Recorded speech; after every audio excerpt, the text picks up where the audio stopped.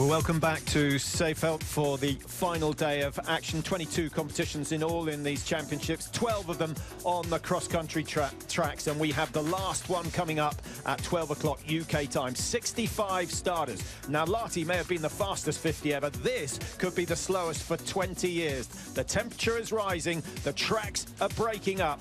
This is a race for the hard men.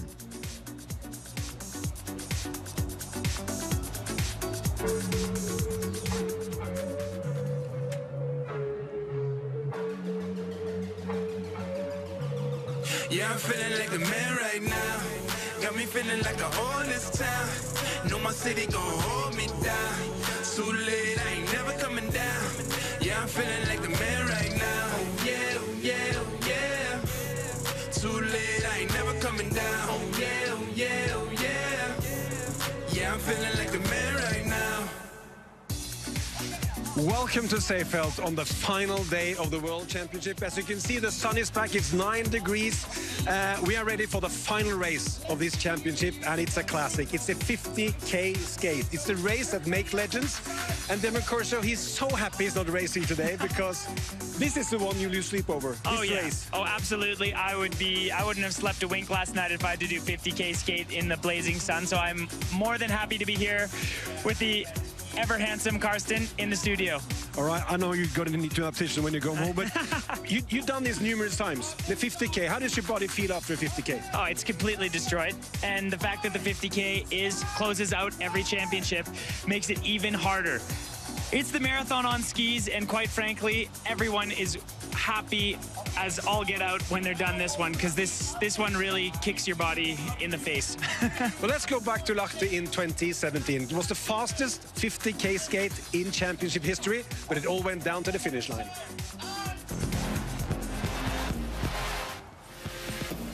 The conditions in Lahti were very, very fast. Glorison of Norway made an early break, but that came to nothing. By 30K, there was a group of 25. It was down to 20 with 5 kilometers still to go, and the speed just got faster and faster and faster. Sundby had done much of the donkey work on the way round. Alex Harvey of Canada hadn't let the Norwegian out of his sight, and Andy Musgrave having a fabulous race for the British. Up the final hill, and it was still Sundby of Norway in front, looking for that elusive individual win at a major championships. But Harvey was best positioned on the way down into the stadium. He got the slingshot past the Norwegian, who'd had a little stumble. Ustiakov of Russia, who'd collected a whole host of medals throughout the championships in Lahti, could do nothing about the Canadian sprint speed. And Alex Harvey coming home to get Canada's first ever gold medal individual at a championships. And brilliant from Ustiakov in second, Heikkinen of Finland in third, and Andrew Musgrave of Great Britain, the best ever British performance.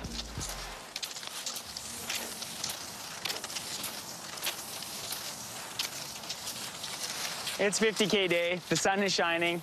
The course, as of right now, is holding up okay, but we're just gonna have to wait and see, because with these warm temperatures, if the sun beats down on this track a lot, it could get pretty deep, pretty soft with snow. They've put salt on all the trails to try and make it hard. But when it's so warm, it could be a losing battle. If you see behind me, everyone's testing skis. You need fast skis for a 50K. It is so important. Just imagine driving 50K, it's long. Now put cross-country skis on your feet with hot sun. It's gonna be so important for the athletes to have the best skis possible. The other thing that's important on a day like today is feeding, keeping your glycogen levels high. That means sugar, taking on sugar, drinking a lot, and it's just gonna be a battle royale. What a great way to finish the World Championships. I'm super excited. I hope all you guys are too. It's gonna be fun. Here we are. This is the 50K course. This is the last day of the World Championships. Out on the red, this is the course that's been in the sun all day, but with that salt, we expect it to stay hard, and then out on the blue. And the blue is rolling, but I've heard they haven't used salt on all parts of the blue, so it could get a little soft in there, although right now it's in the shade, up and around that sprint hill and into the stadium. Ooh, it's gonna be a doozy. But what actually happens to the course when you salt it, and what risks do you take? Well, what happens to the course, Karsten, and the viewers at home, is when it's so warm, and it's been so warm pretty much this whole championship. The snow is so granular and old, and then it doesn't bond together well, so that's when you get that really deep slush. But when they put the salt in it, it tightens everything up and makes it rock hard like this table right here. So it's a lot of athletes are really happy. Not all of them. The lighter athletes like Sjurata or Simen Hegstad Kruger, maybe he wanted to have it wet and sloppy, but it plays well for bigger boys like Sundby or Alex. Well, let's hope it hold up in 9 degrees here in Seefeld. But now let's go to our reporter Gunhild. She is standing together with the Norwegian coach. Today is the final competition here in Seefeld. The men are doing the 50K, and it feels really open, this competition. Do you see that a lot of the athletes can win this? Yeah, of course. We have 4 guys who can win this, and of course the Russian team are strong. Alex Harvey is the former world champion. I think Dario Colonia will be a good racer today, and of course the British guy Andrew Musgrave. I'm betting he wants to go for a medal today. What about the 4 guys you're using? Simen Hegstad Kruger finally competing here today, so ready, so pumped up for this. How do you see his chances? Yeah, Simen is of course one of our top athletes on this competition. He has fresh legs. He's been here now for 2.5 weeks without competing, and he's been looking forward to this competition for quite a while now. So I'm guessing he will be ready for something funny in the end here. But yesterday we saw Therese Johaug just leaving all the others. Not the most potential scenario today, do you think so? No, I think we will have many racers together at least until the last two laps, and from then on it's also a quite mental game, because then the athletes starts to get tired both physically and mentally, and we want to go as a team, because I think that helps for the mental issue, and try to eat something, try to drink something in the start, and just stay in the front, but not do so much work in the start and save some energy for the end. Okay, we'll see if one of Eirik Myhre Nossum's 4 boys can secure the 13th gold medal for Norway here in Seefeld. He can. And if you look at the medal table, when we have one final race to go, Norway has 12 gold medals, 5 silvers and 6 bronze. Germany, number 2, they have 6 gold. Sweden has 2, Poland 1. You see France, they were 1 in the team relay. 13 is an unlucky number, at least for cross-country skiing worldwide, because, come on, let's have another winner than Norway. And I'm Norwegian. Oh, I know. I think all of Norway wants to break this record and get 13 gold medals. Of course, for the sport itself, maybe it's not the worst idea to let a guy like Dario Colonia or Alex Harvey take this one. But at the same time, the Norwegians, when they're good, and they want to secure that 13th gold medal total and the 10th in the cross-country events. But to win the 50K, of course, you have to dig really deep. But this could very well end up with a sprint to the finish for the gold. And if it does, this is how you win it. In the closing moments of the 50-kilometer skate race in Lahti 2 years ago for the World Championship, around the Lahti corner and into a pretty fast downhill in the run-in here, you can see Martin Sundby. He is leading these boys. You think he's going to win? He's not. You see Alex, you see Ustigov. They're just drafting him. They're having so much higher speed. When they come out of the slingshot, they go totally by him like he's standing still. Sundby's in the struggle bus. He's trying to do anything he can, but the gold medal's gone. And not only that, he misses out on silver and bronze. Unbelievable. Earlier this week, Martin Jonsrud Sundby tries a fairly similar tactic. He goes over the hill. He really charged. But you want to know what? It's not enough. If you see here, Martin Jonsrud Sundby only has 12 meters. If you want to do this kind of tactic, lead into such a high-speed downhill, you need 40 meters minimum. I was pretty impressed that he held the front, but at the end of the day, you come around this corner, you're going about 35, 40K an hour. Sjurata, the Norwegian, in the absolute perfect position. It's like history repeating. We've seen this movie before. Sjur uses the slingshot, blows by Sundby here, and Bolshunov, you thought he was out of it, but he mounts a pretty good sprint to try and come back into this game, but it was Shurov's day, and he played the tactics perfectly. You need to use the slingshot if you want to win these kind of races with high-speed finishes. We will be right back from Seefeld with an exclusive story on the defending champion Alex Harvey. He will be happy that it's salting today. He had to make a choice earlier this year to be 100% ready for this day. See you soon.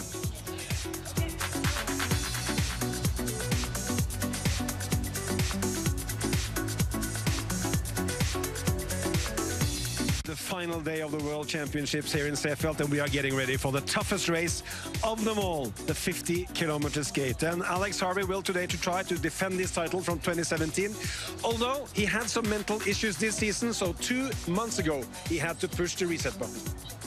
How are you feeling, Alex? Good. It's kind of the same as normal. Hips, lower back. Okay. And I was just not in a great place mentally, so I knew that if I wanted to fight for the top position at the championship, I needed to hit the reset button, and the best way for me to do that was to be at home. Alex is pretty open and honest about not feeling good during this season, and also about the decision to leave the Tour de Ski before it was over. He just needed to go home. If I hadn't gone home, I don't think I would have been able to kind of turn things around and start being happier and positive again. So I think for me that was crucial. 5 years ago, I don't think I would have been able to do that. I would have just kind of stick to plan A. I would have been too afraid to go to plan B. But looking back, that's one of the decisions that I'm the most proud of. He came back for the races in Ulricehamn and Konya and performed pretty well, and now he's confident and ready to give everything for the World Championships final competition. And this is one of his favorite distances. Definitely the 50K is, along with the 30K, are my two best chances, and I know I'm going to get to wear a bib saying world champion on it, so that just in itself is going to be really special. Sweet, thanks. See you at dinner. See you at dinner. We did it. We did it. Got the shot. Thanks, Harvey. See ya. But will Alex Harvey win today? It's time for Devon's podium. Will he? Well, wait and find out. We'll see. We'll see if he wins. But here's my podium picks. Martin Jonsrud-Sundby, what a beast. I think he's going to be back on the podium, but in the third spot. Shurovs has impressed me this entire season. It's going to end up in a silver medal, and wait for it. Oh. Yeah, I'm such a homer. I think Alex Harvey's going to do it. When I heard they were salting the course and it was going to be hard and fast conditions, he's the best sprinter in the field, so I'm tipping my hat to him. I think he's going to take this one and be a back-to-back world champion. Is that also because he did such a great 30K? Yeah, he was so strong in the skating portion of the 30K. He did so much leading after a kind of a tough classic for him. He's been struggling with his classic technique, he's told me. Not having the perfect timing, his double pulling's a little off, but his skating looks just fabulous. All right. Look at, but you don't have any Russians here, because the latest news is that Sirotkin is out, he's sick. In comes Alexander Bolshunov. And I try to ask you, Devon, will that mean that the pace will pick up from the start, because he just goes from the front? No, for sure, Alexander Bolshunov is a total beast. The fact of the matter is, I think he wanted to sit out this 50K because he's tired. He's raced a ton. Some disappointments. He didn't come here for silver medals, and he's leaving with a few of them in his big baggage. So, quite frankly, I think he's going to play it pretty safe today. He hadn't been planning to do this race, so I don't expect the Russians to be all that aggressive today. All right, and also, Great Britain, Andy Musgrave. Is he one of the contenders today? Oh, I would love it so much if Musgrave could have a great race today. Recall, back in Lahti, he was fourth, so he's been knocking on the door for a while, and wouldn't it be fantastic in his favored discipline, the skating technique, for him to take a medal for Great Britain? The fact of the matter is, there's a lot of tough competitors, and I just hope he can last the whole 50K. He has a kind of a habit of getting a little tie-tied by the end, a little tired, but maybe today's the day that it all holds together and he gets it done. And there's one Norwegian we haven't talked too much about. It's the 30K skiathlon champion from last year in Pyeongchang, Simen Hegstad Kruger. He's been here all week. Today he's going to race. Is he one of the contenders for the title? I think he's probably one of the only people in the field that had a little bit of a problem when he saw them salting the course, because I'm sure he wanted it wet and sloppy. That's where he really excels. He's a lighter athlete. He's a phenomenal skater. So now that it's hard conditions, and if it comes down to a sprint, I don't like his chances, but he is the Olympic champion for a reason, and he won with a solo attack, if you remember that. So anything's possible. All right. Let's head out to our reporter Gunhild, and she is together with Simon Ekstad-Krüger. Finally, you're going out here in the course at Seefeld. What are your expectations and ambitions today? Yeah, I've been looking forward to this day. It's my first competition in the championship, so looking forward to today, and I think it will be a tough race, and we'll see how the conditions will be, if there will be fast or slow. I'm not sure yet, so it will be exciting to see how the conditions are, and I think it's anyway it will be a tough race, and I hope my shape is good, and looking forward to today. Do you feel like you might have extra energy sitting and waiting for this opportunity? Yeah, hopefully. Maybe I have a bit more power than the ones who have raced many races. So I don't think it's any disadvantage to have fresh energy and a lot of power to going to take it all out on the course today.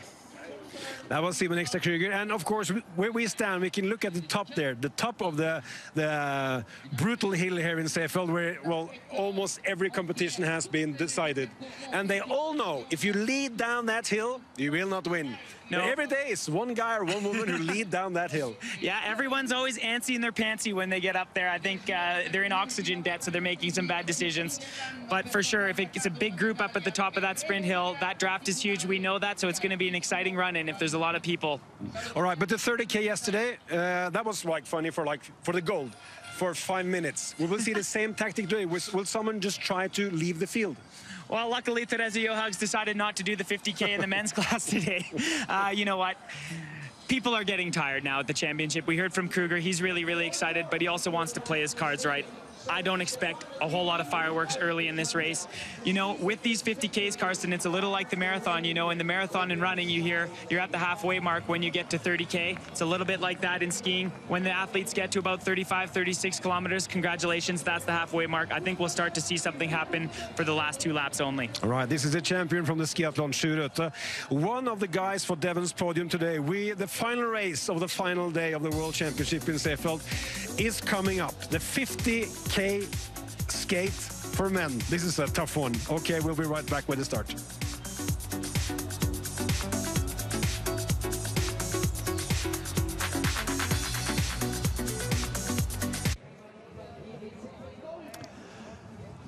Well, a very good morning. Welcome back to the commentary box. We're waiting for the start of the men's 50, the final event at these 2019 Nordic World Championships in Austria. Seefeld, the host city.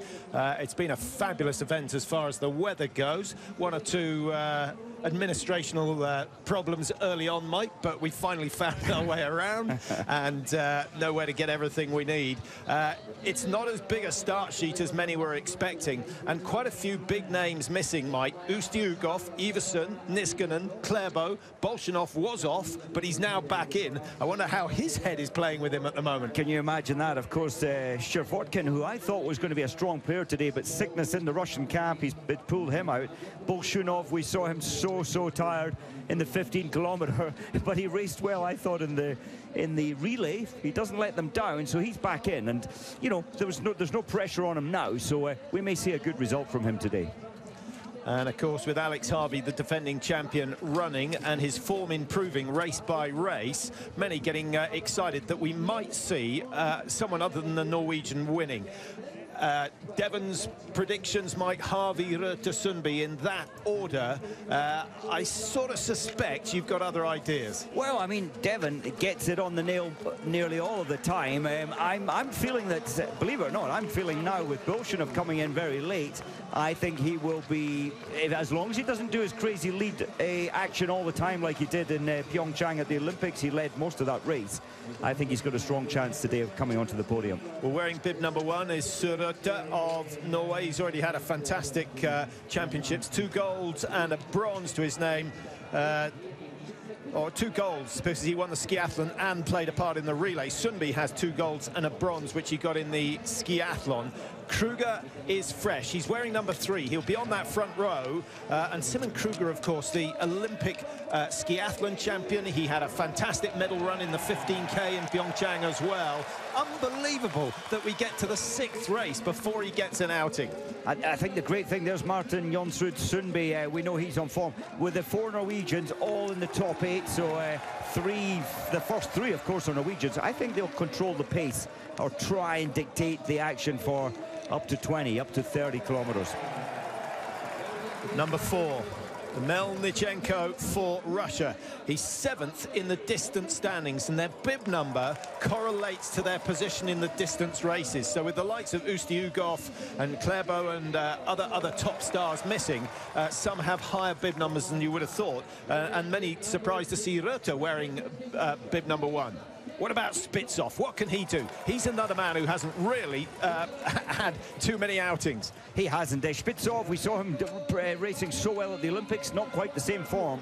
De Fabiani wearing 7. 8 is Hans Christer Holland. Keep an eye out for him. It could be something special for him. 6th in the Holmenkollen last year. You can just see Andy Musgrave behind him. He's gone not for short sleeve order. He's gone for the race bib only. Oh.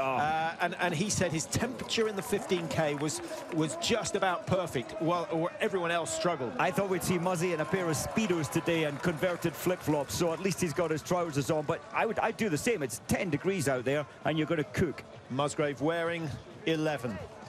3 times he's finished 5th in the Norwegian National Championships. That means you have a crack at winning a medal at the Worlds.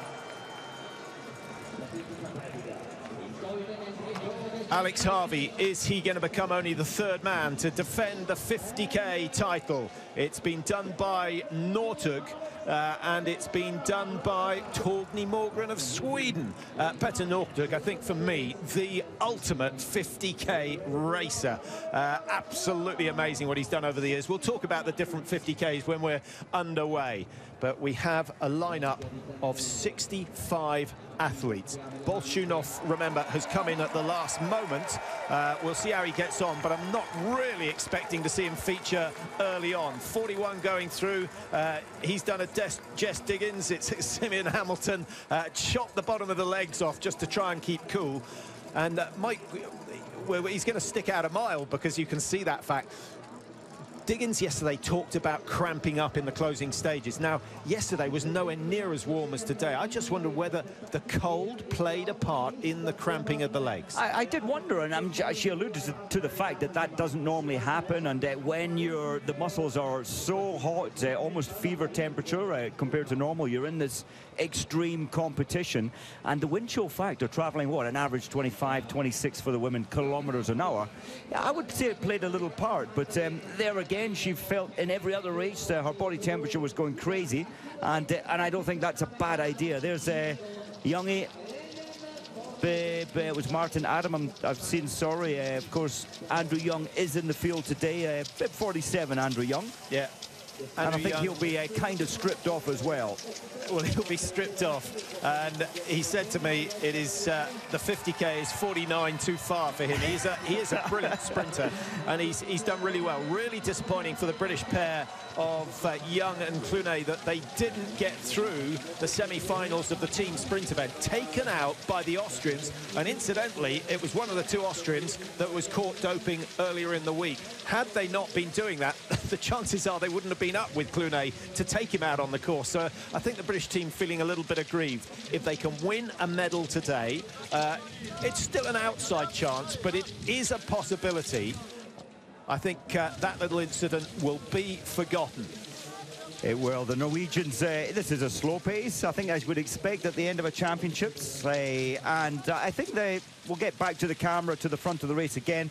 A lot of red suits. Norwegians, as expected, controlling the outing. Well, of course, a Russian at the front, but then it's all red there of Norwegian 2, 3, 8. Yeah, an interesting interview with one of the Norwegian coaches saying that they will work as a team today. We've seen them do that in the past. Does that mean that they've picked out their favourite and they will protect the favourite until the last couple of kilometres? Or does it mean that they'll all do their bit and really just help each other mentally rather than anything else? It's an interesting concept. I think probably he's not going to give any, he's not going to give any info away on strategy, except that they will be around. They'll work kind of together. I would not be surprised that they're setting one of them up for a final attack. Maybe a little, not road blocking, but just strategy to keep your teammate company. It's better having someone beside you that you train with, live with, you know so well. Now, Sweden have been the most successful nation in the 50K over the years. When you've got names like Jernberg, who won it in 58 and was one of their superstars. Vasberg won it in 82. Gunnar Svan won it in 89. He won it again, I think he won it in 85 as well. Torgny Morgan, as I mentioned earlier, he won it twice in succession. So they've got a fabulous record. Is there anyone in there from Sweden who can keep that record going? I would love to say yes, but my heart says no. Rickardsson, he's the least raced here, and he's always done well in this race, but generally hovering between 8th and 12th. He doesn't have the final killer kick that you need so much in this modern version of the 50 kilometre. The time trial version really changes things. It means the group stays together almost to the last 500, and then you need to be able to sprint from 500 to go, from 2 kilometres to go even, as we'll probably see today. Now, the winning time in Lahti 2 years ago was 1 hour, 46 minutes and 28 seconds. If you work that out, it is a staggering speed of over 28 kilometres an hour average. They're doing something like 471 metres per minute, Mike, and keeping that pace going for 50K. It's just a staggering. Already, we're going a lot slower than that. Melnichenko out front is on a Sunday cruise, and I don't think the crowd who've turned up, and although there were spaces in the stands earlier on, Mike, they're now all full, and there are a lot of spectators out on the tracks as well. So it's a great atmosphere being generated. Now then, would you be able to stay with this pace? I'll tell you what, a lot of club skiers right now would think, yeah, I'm a world champion. Of course they'd be able to stay with this pace, but it's going to change. And these athletes are gladiators, best engines on the planet, cross-country skiers by athletes, and this field is so strong in terms of capacity. Now they've salted the tracks today. You can just hear it, can't you? The icy. Yeah, they salted them for one of the Nordic combines.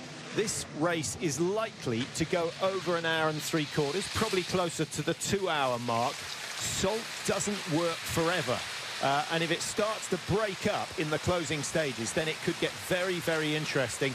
And that's when those with the best capacity. What I wanted to ask you, Mike, was throughout the championships, I know Norway have been dominant, but what has been the key word for you in terms of winning a race here? I think the word skis. The glide factor under your base of your skis, or the preparation, the stone grind. For me, this championships in the cross-country has been about skis. Interesting.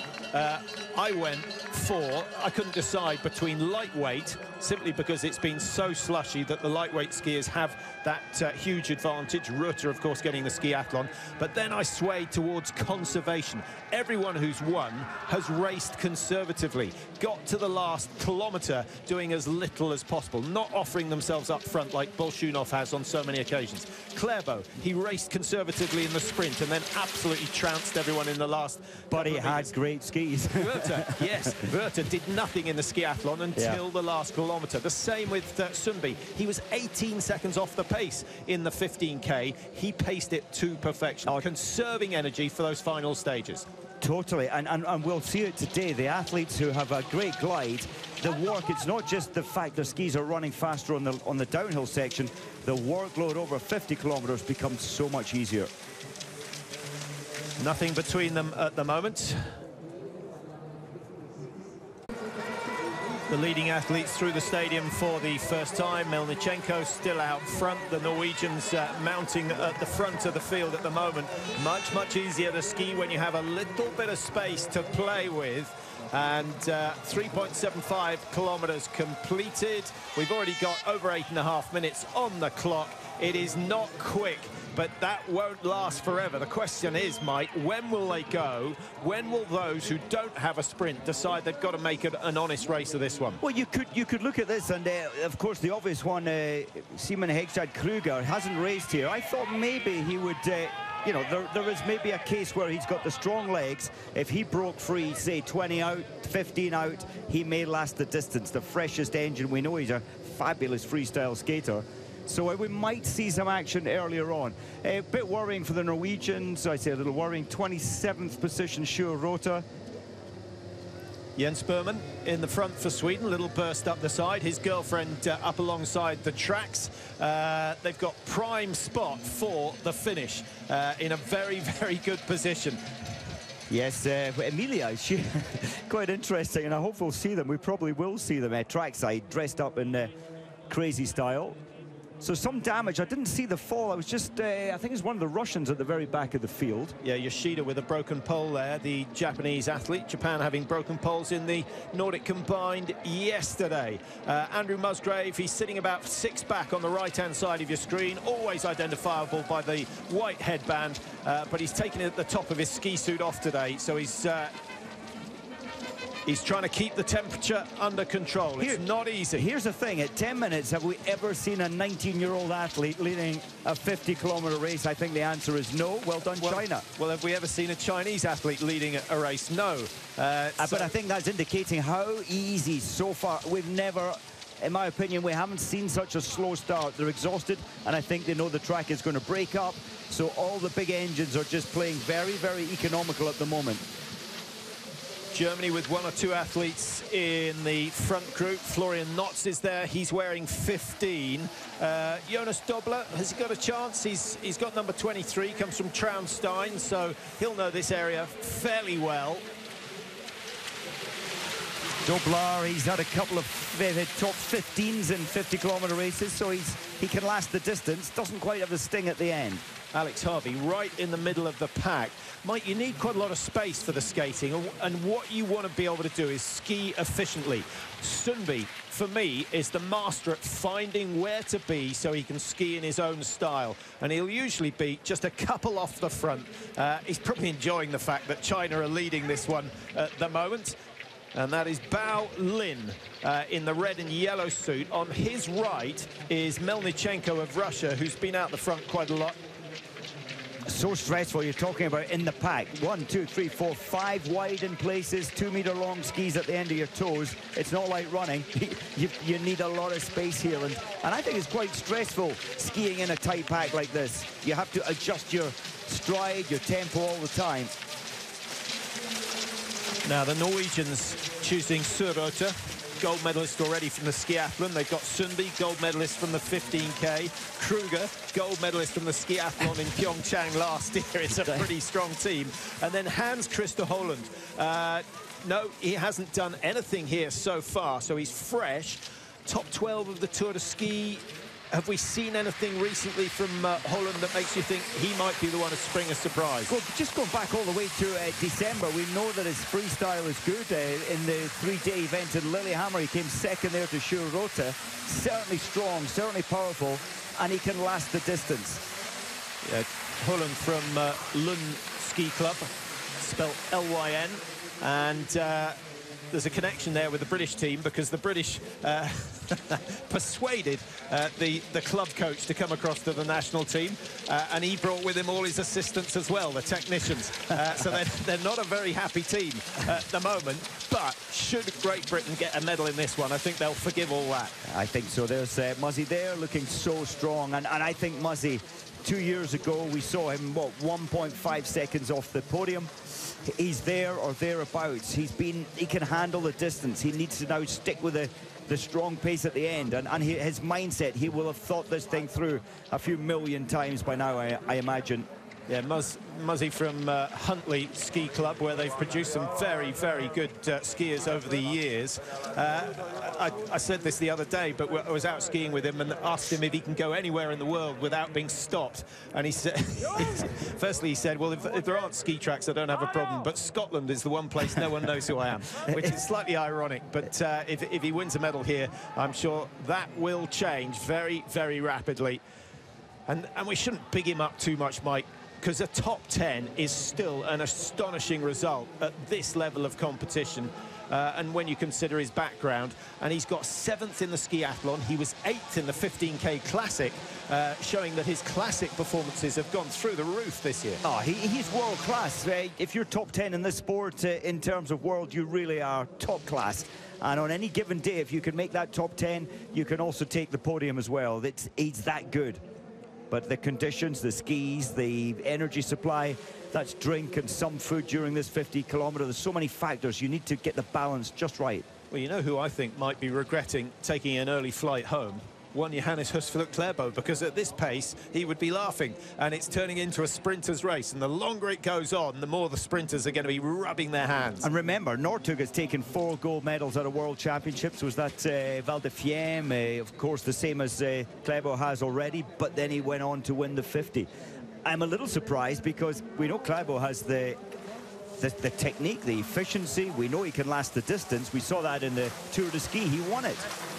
So, yes, I was a little surprised, but he needed it slow like this for 35 kilometres. Well, suddenly there's a change of pace, and it's Martin Jonsrud Sundby who decides that he's had enough of this. Right on his tail, the Swiss suit of Dario Cologna, who many have tipped for a big surprise. And for America in 3rd place, just checking which one of the Americans that was. I think it might have been Adam Martin, who's got himself up in a great position. David Norris, I think, bib 30. David Norris. David Norris, sorry. Well, that's good news. And the pace, as soon as we're seeing the single file, we know the pace is beginning to have its effect. It's stretching everybody.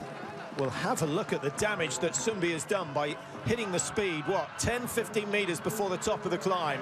And those who are sitting back in 15th, 16th have now got themselves a little bit of work to do. Harvey's in there, sitting around 12th. Well, suddenly having had 65 together, as we watch Clément Paris of France, number 12, just drifting wide. It's not easy, the cornering with the salt down. 2 of the Norwegians going through. I'll have to say, you mentioned Paris there. He is one of my favourites to touch the podium as well. That's Bolsjunov, Paris. That's outside of the obvious 3-4 from Norway. Berman and Rutte through safely.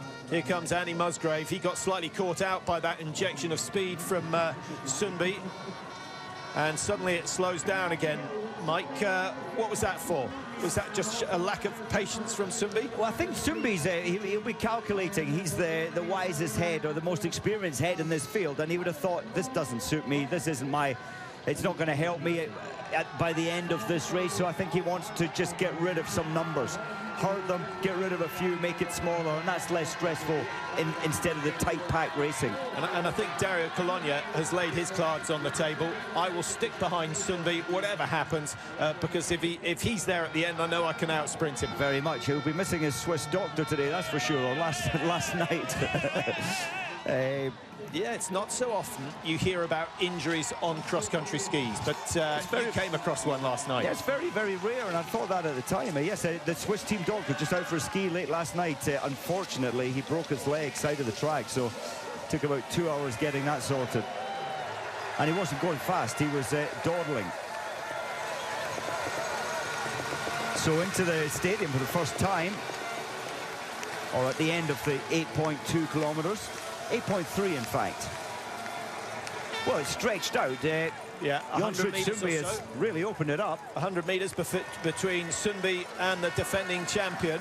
I don't think it's a time to panic because I think things will slow down. But those in the middle of the pack, Mike, are going to be going up the climb, watching the leaders come back down, and maybe they've got to repair the damage early. Cologna has been perfectly positioned all the way along, but if Sundby wants to win this one, he doesn't want to lead it out. Or do you think his instructions from the team are, you go up front, do the damage, and we'll rest in the pack further back? Maybe, but it would be unlikely, given you know, there was a mention of the fact that the 4 Norwegians would probably stay in the same part of the race and ski together, but that's not happening right now. I think Sundby probably thought, if I go at this pace, I'm going to miss my flight home. I better step it up.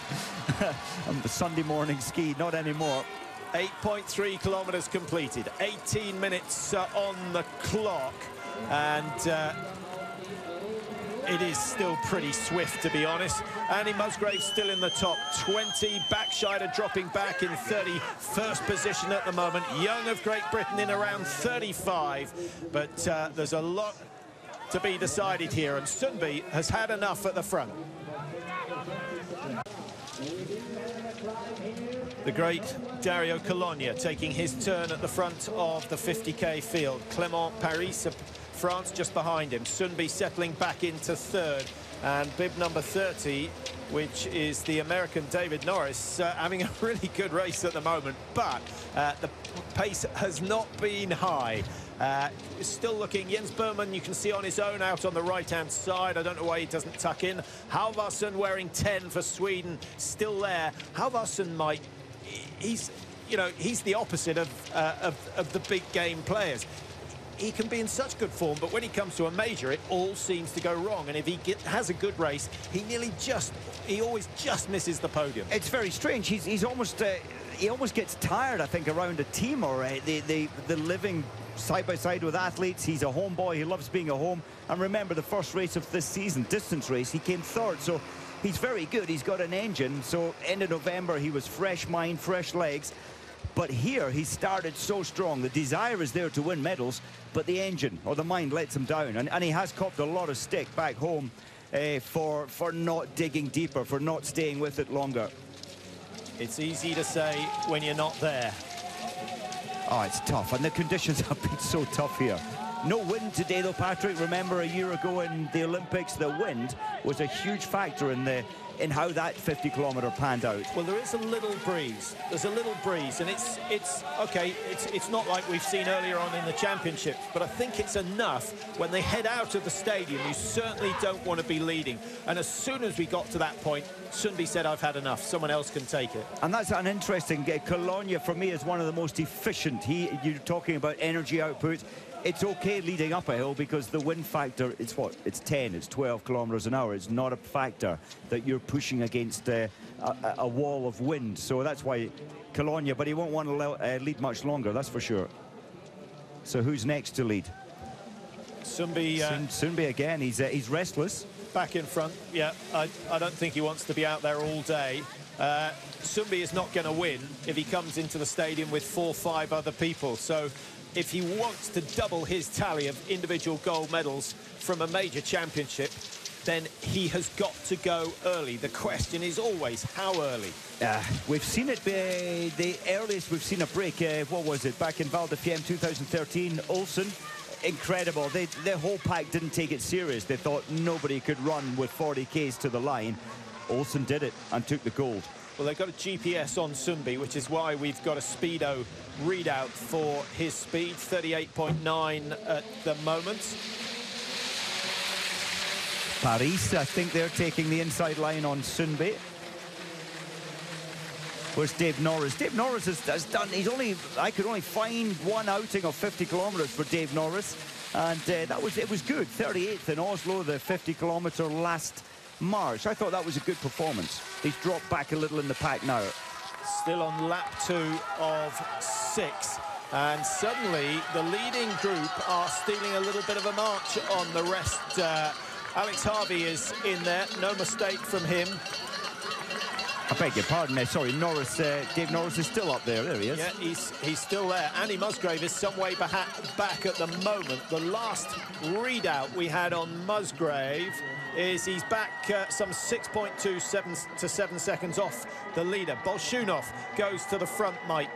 How much has he got left to give, having raced in everything so far at these championships? I honestly think the fact that he was not on the list originally, I don't think it was a strategy. I know there's been some ill health. I think that it'll make a different Bolshunov today. The pressure wasn't on. He wasn't there in the top 4 because of his fatigue.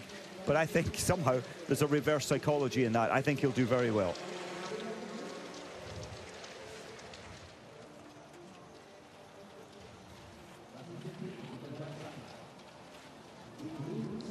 Love that slow-mo. Sundby doesn't look stressed or out of breath or in any way suffering. Look how flat the ski is when it goes back down onto the snow with these long gliding conditions. There are one or two athletes disappointed that they got the salt out this morning. Kruger certainly, and I think that Reuter, Mike, he would have fared better if it had been a hard one. I think so. Lightweight athletes, if it had become boggy and deep and difficult, that would be an advantage. So fast though now, it's still a nice surface on this track. 68 kilometers an hour. That is quick on a pair of skis that are just over 4 centimeters wide. There's not a huge amount of control, but the control is certainly better than it was when they raced here at the World Championships in 1985. Sorry, is that on the inside, was that Muzzy skis? There was an athlete there with much slower skis. I really hope, I didn't see exactly, I hope it is not Muzzy. Well, the one concerning thing is that Musgrave in the skiathlon, Mike, had brilliant skis on the first phase, the classic, and then he felt they were just a little bit slower on the skate, and that can happen to a team. They crack one technique but not the other in terms of what the perfect mix is. So difficult, and when on that particular day when he was coming back into the stadium, 16-degree sunshine, is very wet, and maybe the skis weren't quite prepped for that. Well, I have a feeling that's Musgrave who's moved up into around 8th or 9th position. Yes, there he is. He's made a move on that downhill. He must have been going over 70 kilometers an hour to go from outside the top 25 up into the top 7 or 8. And he's now in the perfect position as they come through the stadium again. Just 2 seconds back. So he's made up 5 seconds on that last downhill stretch. And that was a trick that was used time and time again by one Petter Northug. Oh, he was like a yo-yo up and down the field, and but often 20th, 25th position. Didn't want to get it involved at all up the front of the race. Well, he always felt that gaining time on the way down is free time. And if you then put that in the bank and you use it up on the next uphill. Just say, why put in so much effort? I'll just get it back on the next downhill. He did it time and time again. And then by the time we got to Sochi for the 2014 Olympics, they'd sussed him. They had. And they knew what they had to do to break him. And then the whole personality of the race changed.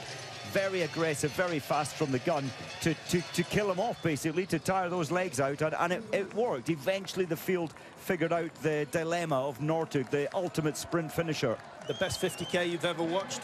I go back to that Olsen one where to go out 40Ks from the line on a very warm day in Italy, Val di Fiemme, I think that was uniquely brave. It was, you thought it can't last, it's impossible. Cologne went with him for a while but fell. For me, that's my best. Well, which is yours? Well, it's a hard pick, isn't it? The one that I will never forget was his performance in Farland, where Petter Northug, having won the sprint event, he only just squeezed his way into the Norwegian team, but he won the sprint, he won the team sprint, went into the 50, and at one stage he was over 2 minutes behind the leaders. They thought he was gone. Petter Northug is never gone. He came back to get involved in one of the best ever sprint finishes in a 50 and won it. And I just thought that was unbelievable. I must admit that day I thought he was like a mother duck, you know, pretending to have a broken wing, because he was giving all this visual of being so tired. I think they thought that he was out of it. Maybe he was really tired and then found some energy from somewhere. But if there's one thing that he did time and time again was to outwit the opposition. Oh. And if he was playing games, he was playing games. He still won the race. Well, he's a top-class poker player, isn't he? He knows how that works. Yeah, no, he could do anything, and he would never take the work on, saving energy. And hey, that's the strategy, often to win a 50. But who'll forget the last 50-kilometre in Lahti 2 years ago with a group of, what did we have, 6 coming down into the stadium together. Harvey knew the best place to be was second. Sundby was the one who led into the stadium. He must have known that that was absolutely fatal in terms of his chances of winning, let alone getting a medal. And of course, a strong finish by Andy Musgrave, going from 6th up into 4th in the closing straight. Paris maybe wanting space, taking the front at the moment. He's done well here. What he did for the French team in the relay was magnificent. Pulled back 38 seconds. dropped a little bit, then they got rid of him, but he put in the workload to help secure that bronze medal. Now, I'm just looking at the time from Lahti, Mike. Of course, it was a freestyle. The conditions were very fast indeed. 31 minutes and 19 seconds for 15 kilometres. I think we're going to be just outside that, but it's still pretty quick. 1:46.28 was the winning time in Lahti 2 years ago. In Pyeongchang, of course, it was a classic 50, and it was a classic battle between two men. Yes, that was strange. That was a big climb that day, 1,866 metres, of course. Niskanen and Bolshunov. Bolshunov not using they can change skis today. Bolshunov deciding out there in Pyeongchang that he wouldn't change with his skis for the final 10 kilometres, and I think that's what cost him the gold. Bolshunov is up there with the leaders. Through goes Annie Musgrave. Just behind him, Francesco De Fabiani of Italy, wearing 7. 26. That is Scott Patterson of the USA. The Americans are doing well so far, but the race hasn't really come to life. 13.9 kilometres gone. Watch out for your favourite names as they flick across the screen, and they won't be there for long because they are so close together. And with over 35 kilometres still to go here in Seefeld, the final event of the championships.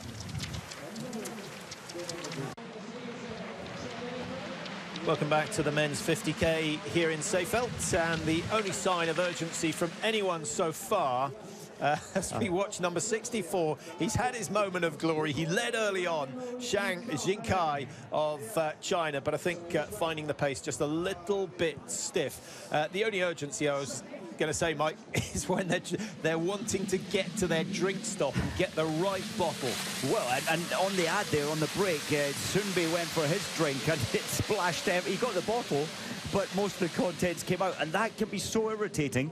You plan that drink stop, you only get, what, 40% of what was in the intended maybe for you, and that can be frustrating, and it can catch you up later in deficit.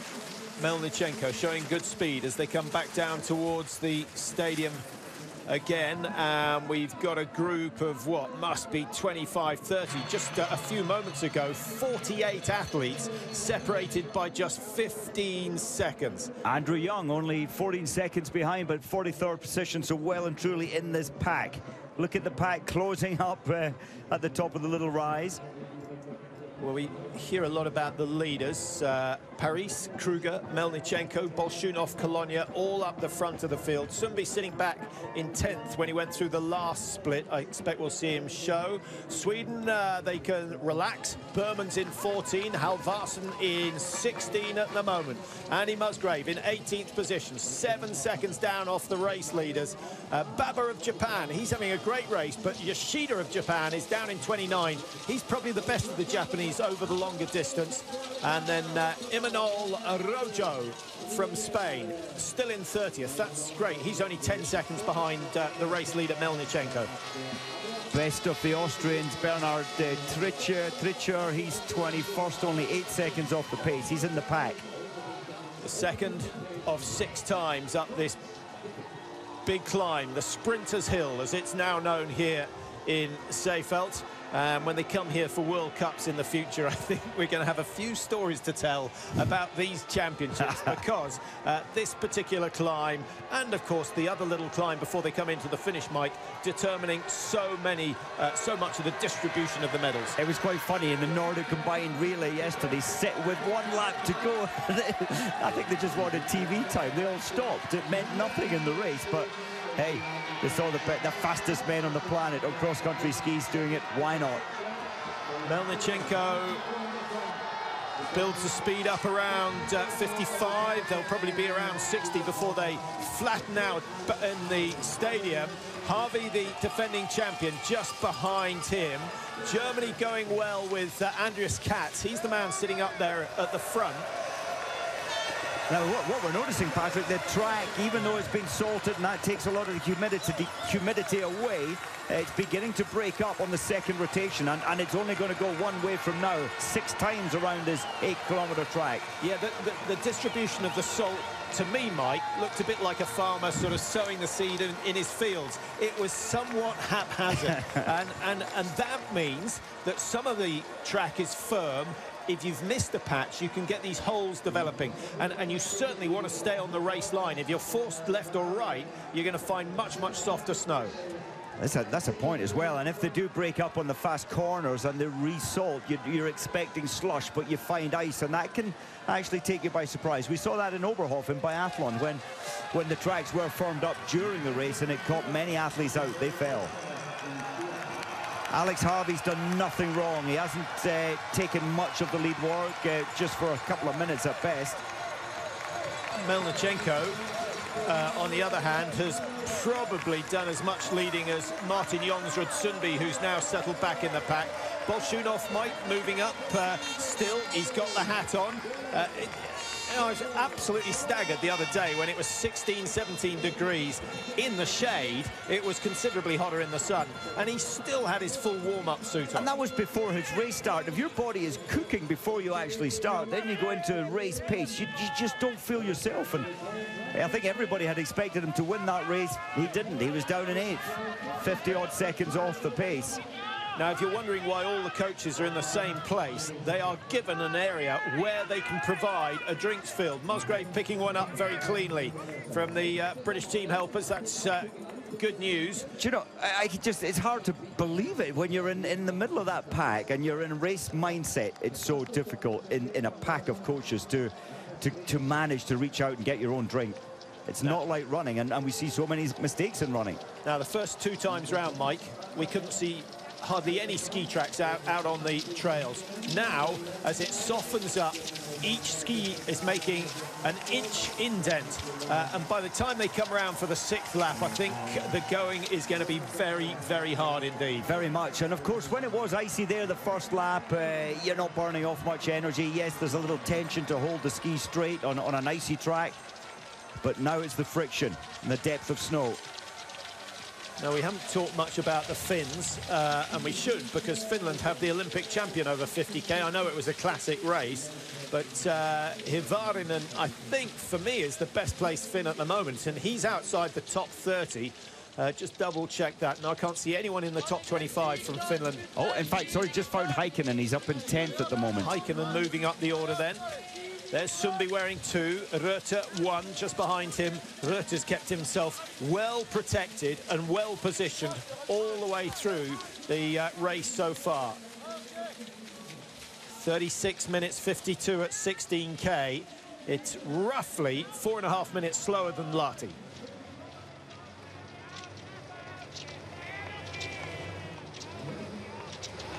Well, Ojansivu, just as we ride off the Finns, there he is, wearing bib number 50, and just ahead of his Hans Christer Holland, 6th season on the national team for Norway. And just trying to think what the highlight of his career. He was 10th in this race in Lahti, so he missed out on that sprint finish. Got 6th in the Holmenkollen 50. Incidentally, that's coming up in 2 weeks' time. I know Andy Musgrave, he's going to fly from here to Trondheim, get a bit of time with his girlfriend, and then he'll repack his bags and head down to Oslo for the 50k. It's quite amazing. After World Championships, he's had a fabulous outing here in each of his races. But hey, another 50 in 14 days' time. That's pretty hardcore. Yeah, it's an opportunity for those who haven't made their national teams for the championships to head to Norway and win one of the most prestigious races on the circuit. It's the race there. If you're ever going to win a race that's not a World Championships or Olympic title on it, that's the one. That's the status event, isn't it?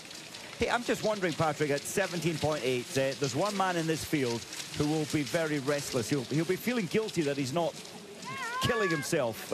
I think you're thinking of Bolshunov. That's the one. So I'm expecting him to break free in the next 6, or at least get involved. There he is. I think he's had a stiff talking to. Don't lead.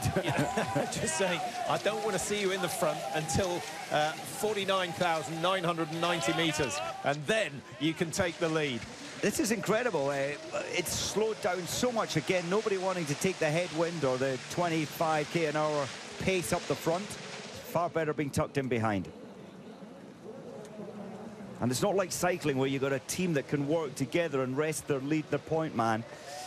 You just can't get round with these wide skis. You can't make those fast changes doing the chain gang.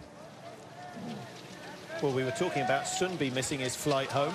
A bit worried about our flight home. This is going over the 2-hour mark. Come on, boys. Stays like this. But it's the desired effect. The field is thinning, so clearly it's having an impact on a number of the athletes out there. Still 40 athletes, 43, 50 athletes. Actually, 48 athletes now, separated by 16 seconds, then a big gap to 49. So we've got 48 strong athletes at the front.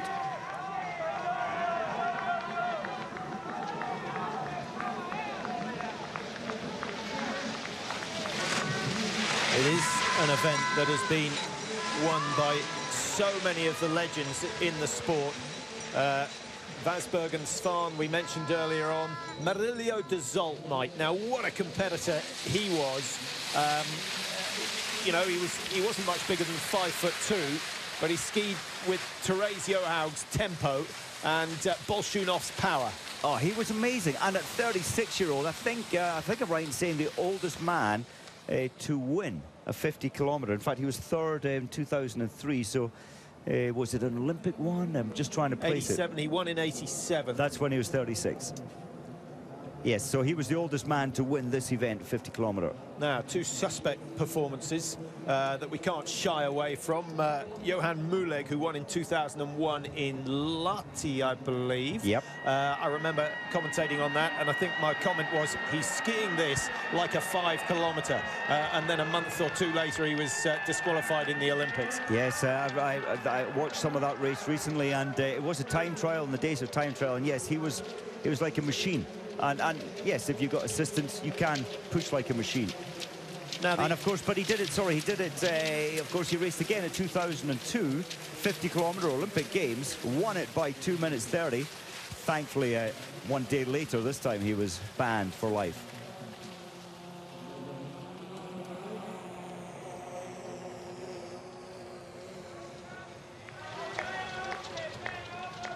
Well, as the track softens, which it will do on those areas in the sun, that's Bolshunov just having a little stumble. Look at the strength of those legs. And in fact, his arms are bigger than my legs. He's a powerful, powerful beast. It would be nice to see him in the money. He's got a bag full of silver. We mention it virtually every race, but, you know, he comes out in the relay, he gets second. In the team sprints, he gets second. In the skiathlon, he gets second. What does he have to do to win one? I honestly feel good. I know he's a surprise entry. I feel so good about Bolshunov today, and especially he's done 43 minutes relatively easy. It still gives him an hour 15 of hard or whenever this pace changes, and I think it's going to change very soon. Yeah, his heart may have sunk when he was told he was racing, because he psyched himself up for a day off. But then when he heard they were salting the course, and now as he can see that the pace is very pedestrian, I think he'll be starting to think, actually, this is my opportunity. Yeah, and you just sense that. He's looking, he's got that focus once again. Yes, he nearly stumbled there, but he's monitoring all the action up the front of this race. Hey, well, I think Patrick will see at 45 minutes some ski changes this time around. And those who don't, they'll lose, or should I say those who don't change their skis will get about an 18-second advantage on those who turn right into the exchange box to pick up a new pair of skis. It's decision time. Melnichenko out front. Someone will go straight through, and then that will tempt others, and I think Melnichenko is going to stay on the same set of planks. No, a last-minute change. He was going left, and then he's nipped to the right. They're all going to the right. Oh, my word. 48 athletes changing. It's going to be a little bit chaotic. So obviously they just looked for their bib number. All the skis and the poles laid out. They put one ski either side. This is not an easy operation, And Bolshunov, who was in pen number 22, very, very quick to get away. Keep an eye on Andy Musgrave. He's away safely, down in around, what, 13th, 14th position. Actually 16th for Musgrave, and only losing 5 seconds or so. No damage done in the first ski exchange, and everyone opting for a newer, faster pair of skis. Who wouldn't? Who wouldn't in these conditions?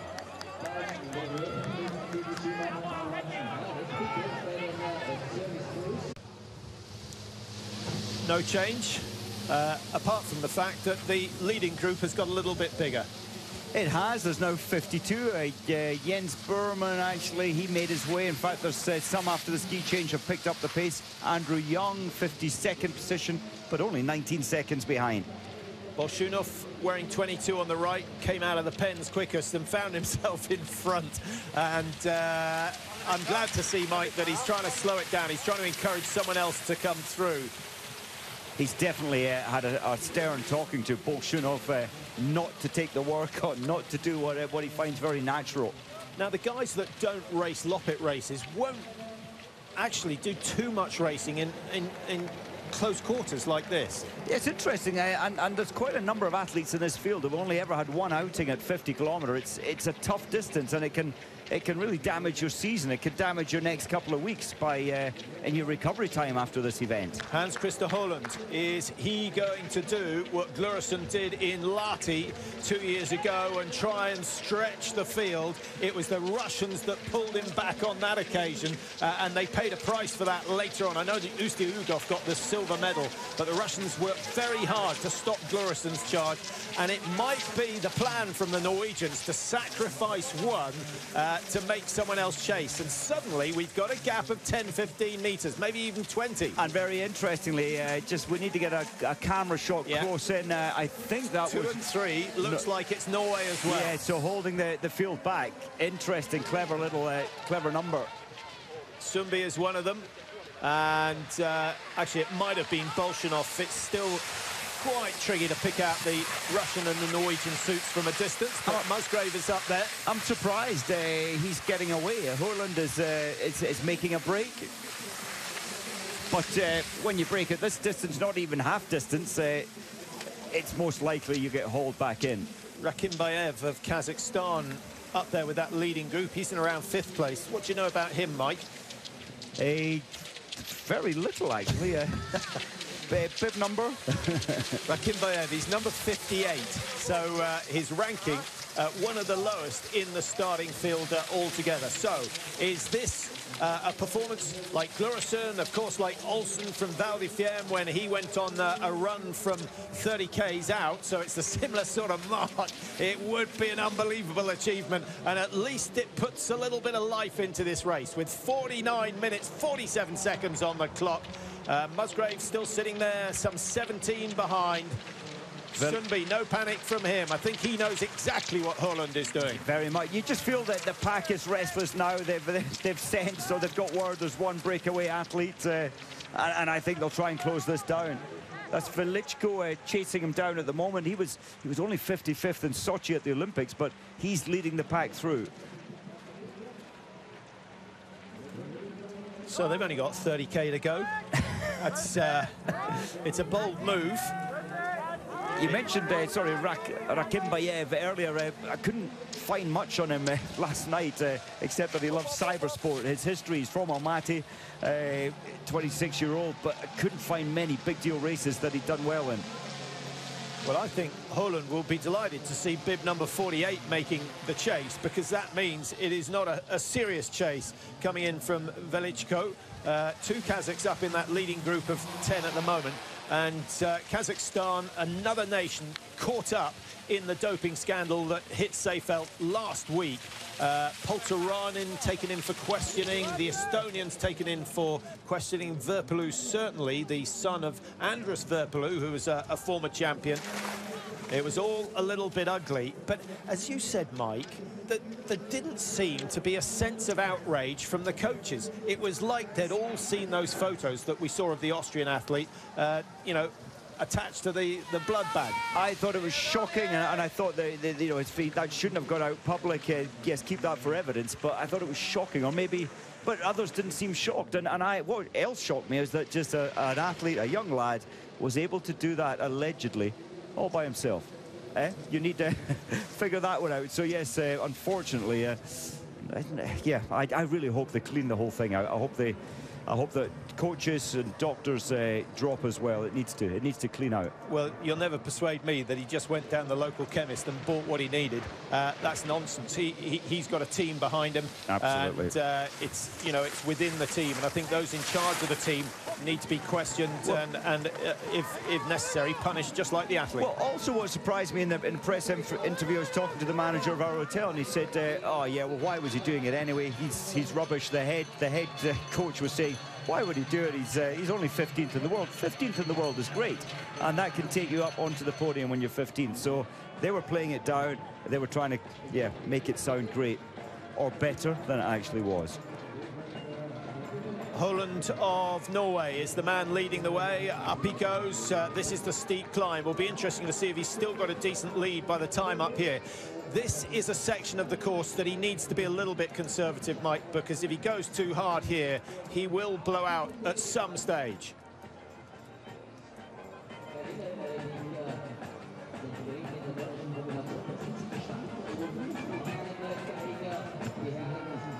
Who is going to be the first to press the panic button and try and close that gap down to Hans Christer Holland of Norway, who has sneaked away.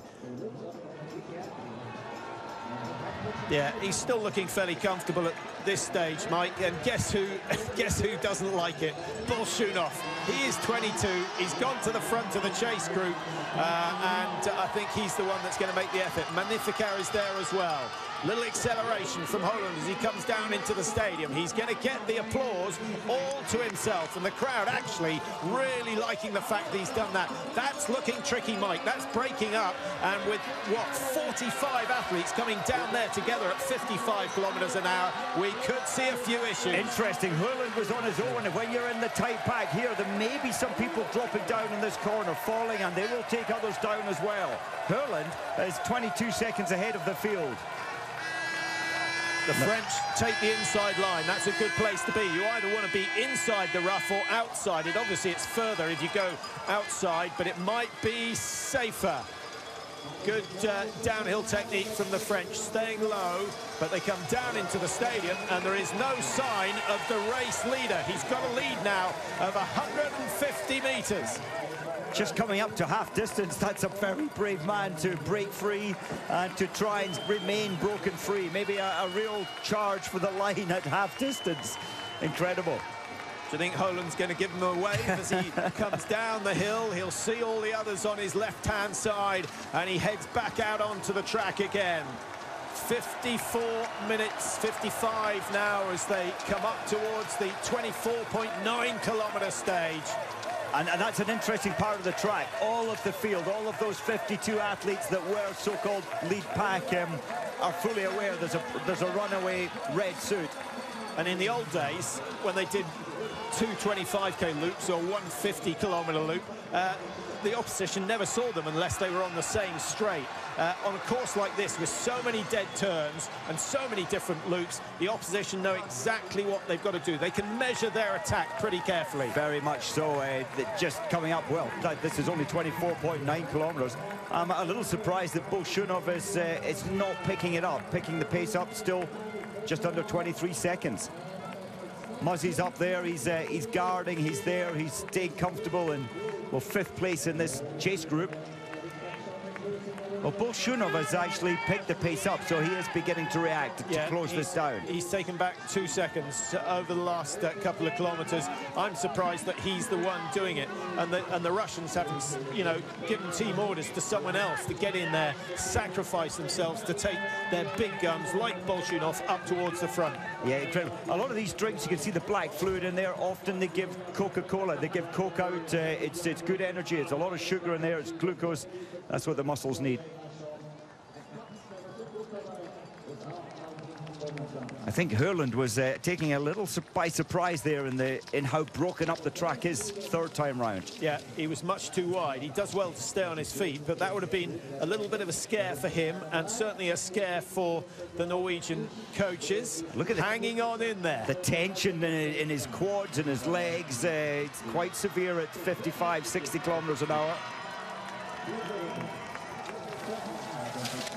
So Muzzy is 26 seconds off the pace there. Heikkinen, who took the bronze medal 2 years ago in Lahti, he's 10th position, 27 seconds behind. It's now 31 behind. This section here, I would imagine we'll see some of the athletes staying way over left, the slightly more shaded part of the track. That's going to be faster. And just as we saw in Lahti 2 years ago, it's the Russians who are bringing the chase group back into contact. At the moment, they're not gaining on Holland, but they are the ones leading, taking the air at the front of this group. Somebody on the left wearing 2. Just behind him, Andrew Musgrave of Great Britain. Short, sharp, stabby stride from Musgrave, Mike. Yes, and look, he still looks so easy, so efficient there. I'm just thinking, when you've got Sumbi and Sjur Rota, in most people's estimation, the absolute favourites for this race, they've done a lot of racing here, and I think that because the field are seeing Sjur Rota and Sumbi not reacting, they're allowing the breakaway. And could this be the Norwegian strategy, that they're not going to do the hunting down? They quite likely want Hurland to break away because his legs are fresh and he could maybe survive this. Well, Norway are quite keen to make it 6 gold from 6 races on the men's programme here at the World Championships. It's not been done before. They've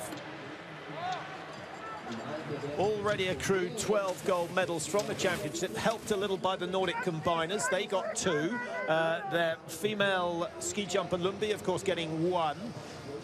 And their female cross-country skiers, well, Therese Johaug got 3 on her own, and of course Fowler winning the sprint in the early stages. Sweden getting the better in the team events. Sweden, that's a strong and growing Swedish female team. The men's team still not the team of old. We so often see the Swedish men winning medals at major championships. Hasn't looked so good this time round, and today it's a little unlikely. Best Swede athlete at the moment, Jens Burman, 24th. In fact, he's moved up to 20th. That was just down the track. The gap now up to 43 seconds. And Poland, well, he'll be a whole mix of emotions. Firstly, he'll be excited that he's leaving some 50 of the world's best skiers behind him. But he may also be a little concerned that he's pushing too hard. He still has 23.5 kilometers to go.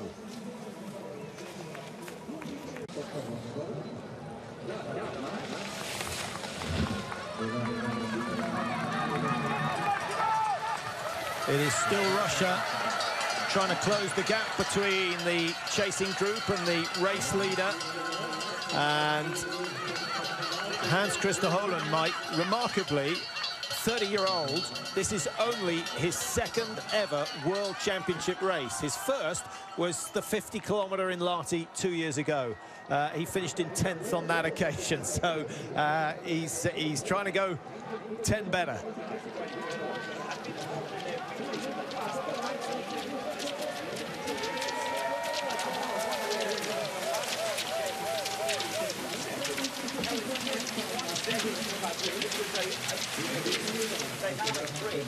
He's going to survive a lot of kilometres in this heat, but he's got intent. I really think this should be, I'm sure, Rota there not doing anything. This could well be a Norwegian strategy.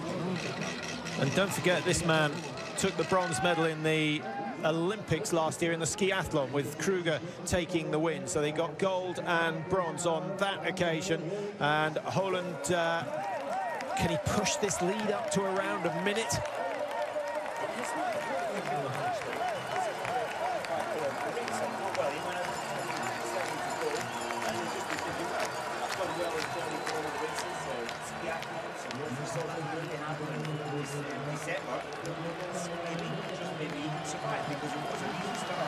Melnichenko, Berman, Bolshunov, leading the chase group, and Melnichenko, I think, sensing a little more urgency there. Halvarsson of Sweden wearing 10, rounded around 6th place. The Americans still holding their own in that chase group, which is being strung out by the speeds that they're reaching on the way back down into the stadium. Over 60 kilometers an hour recorded earlier on.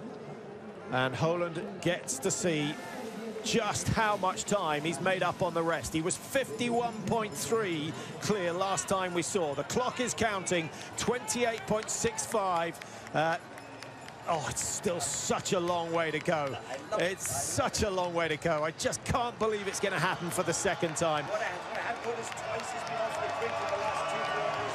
He's just gone by. He hasn't accepted the drink because I think he just wants to keep this pressure going. Well, that's, you know, in this temperature, Mike, at these speeds, with this distance, the one thing you have to do is to drink. Now, who's that coming in for a set of skis?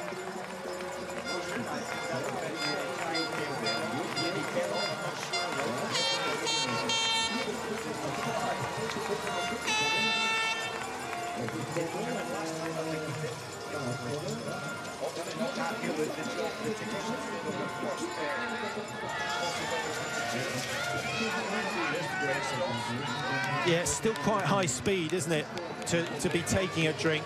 I guess the advantage is they've had a long downhill and a flatter section, so the pulse rates aren't up around the 200-meter mark. They've allowed the breathing to settle, so actually the fluid can go in rather than being spat out. Look at the lack of Norwegian suits up the sharp end, up the front of this race. They're delighted that Holland has gone away, and they're not any attempt to assist this fallback of their athlete runaway. And I think Bolshunov, as you can see, the margin now at 54, so every kilometre Holland is getting an extra second on the field. But the fact, as we mentioned earlier, that they see the race leader so often, they will not be ignorant of this move that Holland has tried to pull on them. Musgrave still happy to sit in that group, and so many of them, Mike, gambling that Holland is going to run out of puff at some stage, and the chase group will become the group hunting the gold. You know, everybody in this pack, this lead pack, they're so experienced, many years of racing and training. In their minds, they know that it's so unlikely that an athlete in these conditions can survive a break. The odds are stacked against them at speeds of what? Average of 27 kilometers an hour. It's just too hard. That's the calculation the field are making. We haven't seen too much of Andreas Katz. There he is, just going over the hill, starting to lose contact. And there's Tritscher. I think he's still running as the best Austrian. Bernhard Tritscher being dropped at the moment. Here's your race leader, 30-year-old Hans Christer Holland. When did he go? At around 18K? Decided he'd had enough? Not quite then, around 20. Around 20. He's had 8Ks on his own. Well, those camera shots, you get a good feel in the slow motion. He doesn't appear to be distressed. Muzzy's just keeping an eye on anything that happens up the front.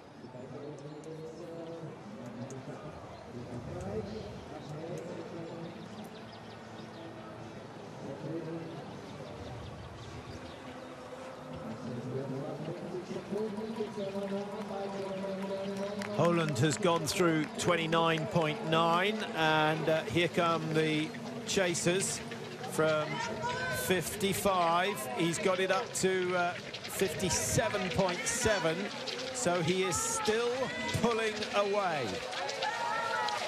Wow, this is a bold move, and one that has brought this 50-kilometre to life.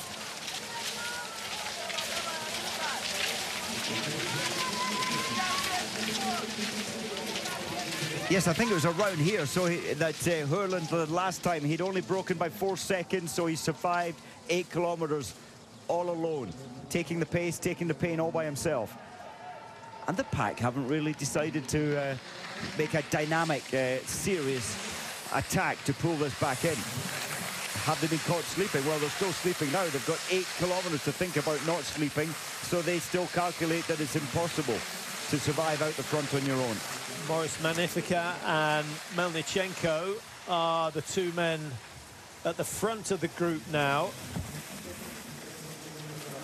50 going through, that's Oyan Sibu, who we saw lead for a brief period, but not afraid, not intimidated by the big names of the sport. Quite happy to go up. Now, Magnificat, he's a great athlete, Mike, another of the older athletes, 32 years old from Thiers, and he's pretty lightly rested. 23rd or 25th in the 15K, and then he took the second leg of the relay, in which the French came away with a bronze medal. He did well. I thought he looked great during that relay competition. We know he's so often set the fastest track times over 15-kilometer freestyle.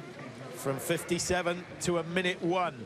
It's looking very, very good for Holland. But would you be concerned, Mike, that actually now he's got a minute's lead, he doesn't want to push too hard. He wants to just settle in at the same pace as the chasers. I think so, and that's what Olsen. Remember Olsen, that the race that I think was incredible. He went out with 40 Ks to go, and he got a 55-second lead. And they hunted. They took it very seriously, the attack to pull him back. But he managed to survive by, in the end, 11 seconds, I think it was. But they were closing in on him, and then he broke away. So he did have the advantage of taking the pain and then holding it. So I think you're right. Hurland will probably try and keep it around 1 minute 10 if he can.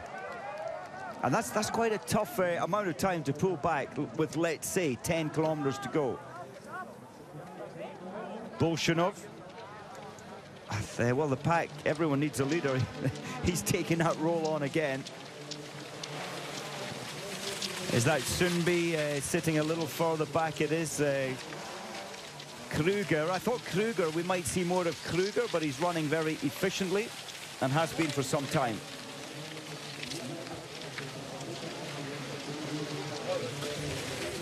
Holland, we know, is proven over the longer distances. The skiathlon, of course, is a 30K race that he got the bronze medal in the Olympic Games. He raced well, top 10 in Lahti over 50K. He was second, I think, in the Norwegian Championships a couple of years ago, and on that occasion beaten by Sør Røthe, who's in the field today, but as yet has not really featured. Røthe, last we saw, sitting down in 9th place, just 1 slot ahead of Andy Musgrave, and a minute down off the leader, but only a couple of seconds off the leader of the chase group. Good place to be. This is serious now. Magnificat, 32-year-old, vastly experienced. He's really making a positive move now. Still so many athletes attached. Just trying to get the measure of how many in that lead pack. It's still quite huge. So 42 in this chase pack now. It was 52, then 48. 2 came back in, now it's down to 42. Pace changes, slowly dropping the weaker athletes. 55 minutes 20 at the halfway marker, so we're looking at 150 at the very best. Are we going to get a negative split for the second half of the race? It's quite possible, because the first 15K was so slow. It's hard to believe, but maybe we will. Remember, they were riding on ice. There's oh no, that's Youngie, Andrew Young. He's bust a pole, 47. Well, he knows what a podium feels like. Somebody please help him. There he is.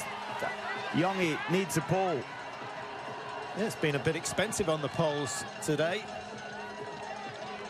Now, where are they? He's going to have to go a long way before there's no coaches in sight there. Well, he does not want to do the next climb with only 1 pole. No. That will be very, very costly indeed. He still hasn't got down it. into the stadium. I don't think he can believe what he's just seen, because he's off the big hill before any of the other big names have even started climbing it. He's got the stadium to himself. Hans Christer Holland, he has gone for broke. It was an experiment at around the 20K mark, and suddenly he finds himself with over a minute's lead on the rest of the field. Bolshunov, he surely hasn't got the energy. He's done every race so far. Holland hasn't done any. Isn't that amazing? Bolshunov is realizing that the pace has to be strong here. No one else is willing to take it on. Fantastic. Well, he's got a pole at just the right time, but the bad news is he's lost contact with that group. He needs to get back in there as quick as he can. Well, that's good news, and at 6'4", I hope he's got a ski pole that matches the size of his frame. Yeah, and as the track soften, Mike, that's going to become a very tough job for Andrew Young. Bolshunov in the middle of the soft stuff. He's taking a risky line, but he survives it well. And is it Berman leading down? It is. Jens Berman. And as we mentioned, his girlfriend in the crowd, he's going to pass her in around 200 meters time. You might just pick up on the Swedish flags, but for now we stay on Holland, who is heading the other way. What a breakaway, what a brave man, and that's why I love the 50 kilometers. The legends, Olsen will be remembered long past the day that he's gone. It's special to break away so early. He's still skiing so well. There's Berman's club. Spits off into the to the front of the chase group for the first time, just behind Bolshunov. Andy Musgrave still only, what, 15 meters or so behind the leaders. Rounds the top of the corner very smoothly. He's raced very intelligently today, and that may well be the secret to a top performance. Not wasting any energy, but every 50k is different, Mike.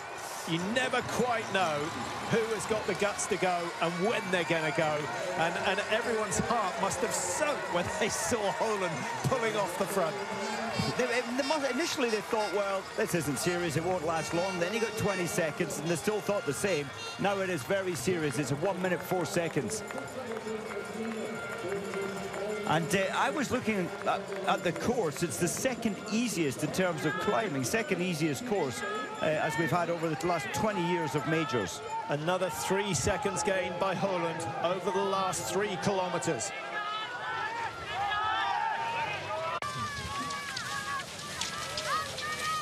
No change, still over a minute between the race leader as they go through 33.2 kilometers, and of course with 16.8 still to go. Bolshunov is well, he always looks as though he's skiing relatively easy, but there's no doubt that Holland has got his foot down, Mike. The technique has not changed for the last 10, 11, 12 kilometers. When's it going to start to hit? He's going to be hurting. He's on his level now. He's on his limit now. That's his absolute comfortable limit before he goes over the edge. So he's still living with that pain. I think it has to drop back in the next 20 minutes. That will really, if he can keep this pace going, the next 20 minutes he is going to suffer. And this field, if they work together, I still think, even though it's late, have a chance of pulling him back. Denis Spitsov, one of the younger members of the Russian team at 22. Not had a bad season, 9th in the distance World Cup rankings, but I think many were expecting more from him. He took the silver medal in the team sprint out in Pyeongchang last year, got the bronze in the 15k. So along with Bolshunov, he had a brilliant Olympic Games, but this season has been somewhat subdued. It's interesting, the other huge names in this race, Alex Harvey, the reigning champion, Cologne just ahead of him. They are, you mentioned earlier, the efficiency of some athletes. They are not going to take the work on, but they've also been responsible, allowing the breakaway of Holland. Muzzy as well, very clever these days in how he manages his energy output. Kruger's right up the front. Sundby, of course, is up there. There's Surota going through, number 45, somewhat out of place. That's Bernhard Tritscher of Austria. And, well, he's still got a chance, but the big group are now racing for 2 medals at the moment rather than 3, because this man is now just 16 kilometers from the gold medal. 40 kilometers an hour. Well, if he can maintain that speed, it's not going to take long, but he will average something like 27 and a half between here and the finish. It's brilliant. I've just realized Holland, when I went out skiing the other night at 10 to 6, the tracks close at 6. I came in at 10 to 6. There was an athlete heading out, and I thought he was a coach initially, and I said, oh, the track the track cutter is a little angry. He wants people off the track. And he said, oh, I just have to get out of here. I just have to go and ski. And I said, well, just be careful, watch out. So I wonder if he's felt a little annoyed that he hasn't been included in the races earlier, Holland, and he's really focused on this one chance, this one moment. Well, you can sympathise with that, because when you've got a team that's brought back a host of gold medals and everyone's celebrating, and Johaug's no doubt making speeches at dinner, and Sundby and Rutte have got the medals round their chest, and you haven't even had a race. But you know, he's good. He's up there with those big names. He's not a finisher. He's not, you know, in this type of race, he doesn't have a snap finish. But if you're breaking away, you don't need a fast finish. So yes, I'm just wondering if there's been some boiling tensions there, and it's such a good team. It must be so frustrated not being included in any of the races when you can win medals. That's the same with Kruger as well. But what a luxury to be a team that is so good.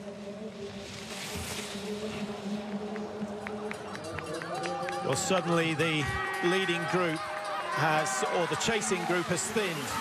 Delighted to say that Andy Musgrave is still in there. Andrew Young looks as though he was struggling a bit, breaking a pole. He lost contact with the big group, and as far as I can see, he hasn't regained contact. So that might be the end of his chances of getting himself into the top 15 or 20 at the end of the day. But Musgrave is there, as is Alex Harvey, wearing the gold bib as the defending champion. There, number 3, that's Simon Hegstead Kruger. It might have been him who made a break, Mike, but as the Norwegian coach is saying, he wasn't too happy with the fact that they salted the course. No, here to hope for really tough conditions. He's so strong, those legs are quite amazing. Now, what do we got here? I thought there was someone making an attempt to catch Hurland. They're going to have to go reasonably soon. Holland showing no sign of weakness so far, but he still has at least 40 minutes of racing, probably closer to 50 minutes, or 45. Spitzov, we haven't seen much. I expected medals from Spitzov at these championships. He's at the 2nd position now, but he hasn't done much here so far. Help. Holland coming in, and he has taken the right lane. He's going for a change of skis. 15 Ks to go, just under. He's not panicking. I think I would be. Very smooth, and actually an advantage to be doing it on your own. No need to worry about number 63. He has been lapped, having had a moment of glory at the start of the race. Bao Lin of China, and Holland is away. No one else into the stadium as yet. Well, that is a phenomenal effort, Mike. Where are they? Here they come. It's quite amazing. Hurland, he's had some back injuries, back issues over the years. Such a tall, slender athlete, and so much pressure going through the lower spine in this sport. Reaching up onto the poles, dropping down with huge force. It extends the spine out before collapsing onto your poles. Here they come. Now, who's going to change their skis? I would imagine most of them. I mean, it just beggars belief that no one has appreciated the seriousness of Holland's break. Yes, he's not the biggest name in the Norwegian team, but last year, Mike, he was 3rd in the distance World Cup standings. You're a pretty handy endurance athlete when you can do that. You certainly are. The Russians opting for no change of skis this time. They'll have another option next time round. In fact, no, they're going to grind this one out. Well, that's interesting, because Bolshunov lost the Olympic 50K by not changing his skis before the last loop, and that really handed Niskanen the gold medal on a plate. Sundby needs to practice his pit stops. That was sadly one of the slower ones. Musgrave changing skis, suddenly finds himself 1:28 behind the race leader. The margin between 1 and 2 currently standing at 1 minute 20 seconds. Holland is away. Yevgeny Belov, we haven't seen him feature at the front for a long time, and he's taking Bolshunov with him. Number 45 is Bernhard Tritscher from Austria, and just behind is that Spitzov sitting behind him. So we've got 3 Russians in the chase group now. No, that's Spitzov at the back of that group. That could be 4 Russians up in that chase group. Very interesting, very spicy. So the red suits and then 1 Austrian in the middle there. I thought Bernhard Tritscher was suffering earlier, but he's lucky. He's gained 20 seconds in that pit stop by not taking it. But Mike, the snow is so dirty. We've got 2 weeks of clister on the snow. We've got 2 weeks of, you know, little ferns, sap from the trees. We've looked at some of the classic skis when they've come in, and they look more like a carpet than a clistered ski. It's incredible. I'm amazed the Russians didn't do the same. They saw some of the athletes heading to the right, but look how quickly this those who changed their skis are going to haul this first lead attack group back. They're going to pull them in easily. Paris is through, 23, that's Jonas Dobler. Number 15, Florian Notz of Germany, doing well. Number 40, Michael Novak, the Czech Republic. The Czechs have won this on a couple of occasions. There aren't so many nations that have taken the 50K title, but the Czechs are amongst them. Italy, of course, we mentioned de Zolt. Finland have won it numerous times. Sweden have been the most successful. Spain have also won it with Johan Muleg. I think we can cross that one out. I don't think anyone really takes that too seriously. Unfortunately, it remains around his neck. But yeah, he was a German who turned Spanish. But of course, Kukal winning this, the World Championships title in 2003 from the Czech Republic. Well, the heat haze, just a little indication of what the guys are going through out there. But they're getting towards the stage of the race where they can think of the finish rather than the distance that they still have to go. Holland is through, 1:06. Suddenly the time gap has changed. It's come down 14 seconds since they came through the stadium. And actually, although that's dramatic, remember Holland changed his skis and the Russians didn't. So no real change in pace, just a change in time gap. That's all it is. But now the Russians with those skis that didn't change, incredible. And they're going to get eaten up by... They're going to get eaten up, and those skis won't feel nearly as good as the fresh skis of those just coming around the corner now. Very strange. Really surprised on that strategy. And it's going to be another 8 kilometers before they can change their skis again, leaving only a very short part of the track left. It's hardly worth changing them the next time round.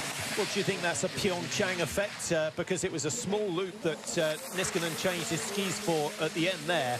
But you saw the 20 seconds Niskanen gave away. He was clawing back a second every 100 meters. And he did, and then he caught up Bolshunov by, was it 11 seconds? And then he went ahead by 18. You're right, it was a very short final lap, as it is here. Bolshunov is mounting the challenge. Beloff there, wearing 5, Spitzoff on the right with that slightly sort of crab-like technique. Never gets the hips too high, but he keeps the tempo nice and high. And of course, Melnichenko, who's been a feature of the front 4 for the whole race so far, still in that chase from the Russian quartet. But it's Bolshunov, the replacement, who came in at the very, very final hour to race in this 50K, who has moved into the silver medal position. He is the ultimate fighter, Bolshunov. He's got a little gap onto his teammates. And I wonder if they'll try and slow down and slow the chasing group down. So we've got 2 runaway athletes. That's quite a gap that Bolshunov has opened, and Holland can see exactly what's going on. Any change in the technique? There's certainly no change in the timing. It looks perfect at the moment. Well, I think I said at quarter past an hour 14 into the race that he'll suffer in about 20 minutes. He's going to suffer. He has to suffer. But whether he can live through that, that's the measure of the man. I think he can today. The further down the track we're going, the more I believe he may survive that incredible early break.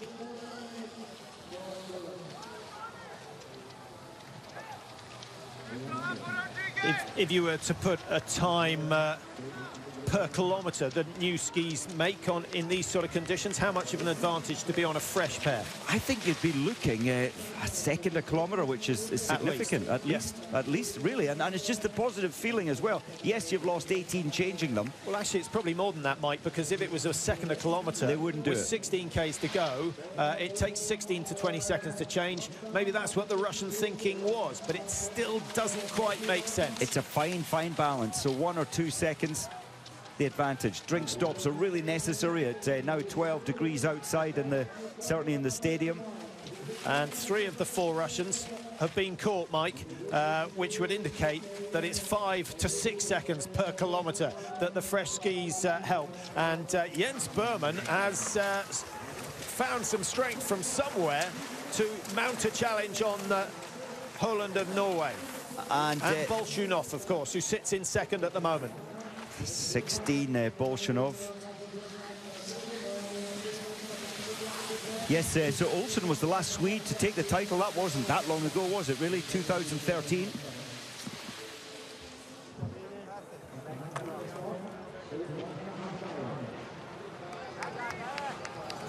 The last time there was a clean sweep for the Norwegians, I thought, well, I didn't actually. A lot of people predicting it could be a clean sweep for the Norwegians today. Estil, Aukland and Hjelmseth back in 2005. They took 1, 2, 3.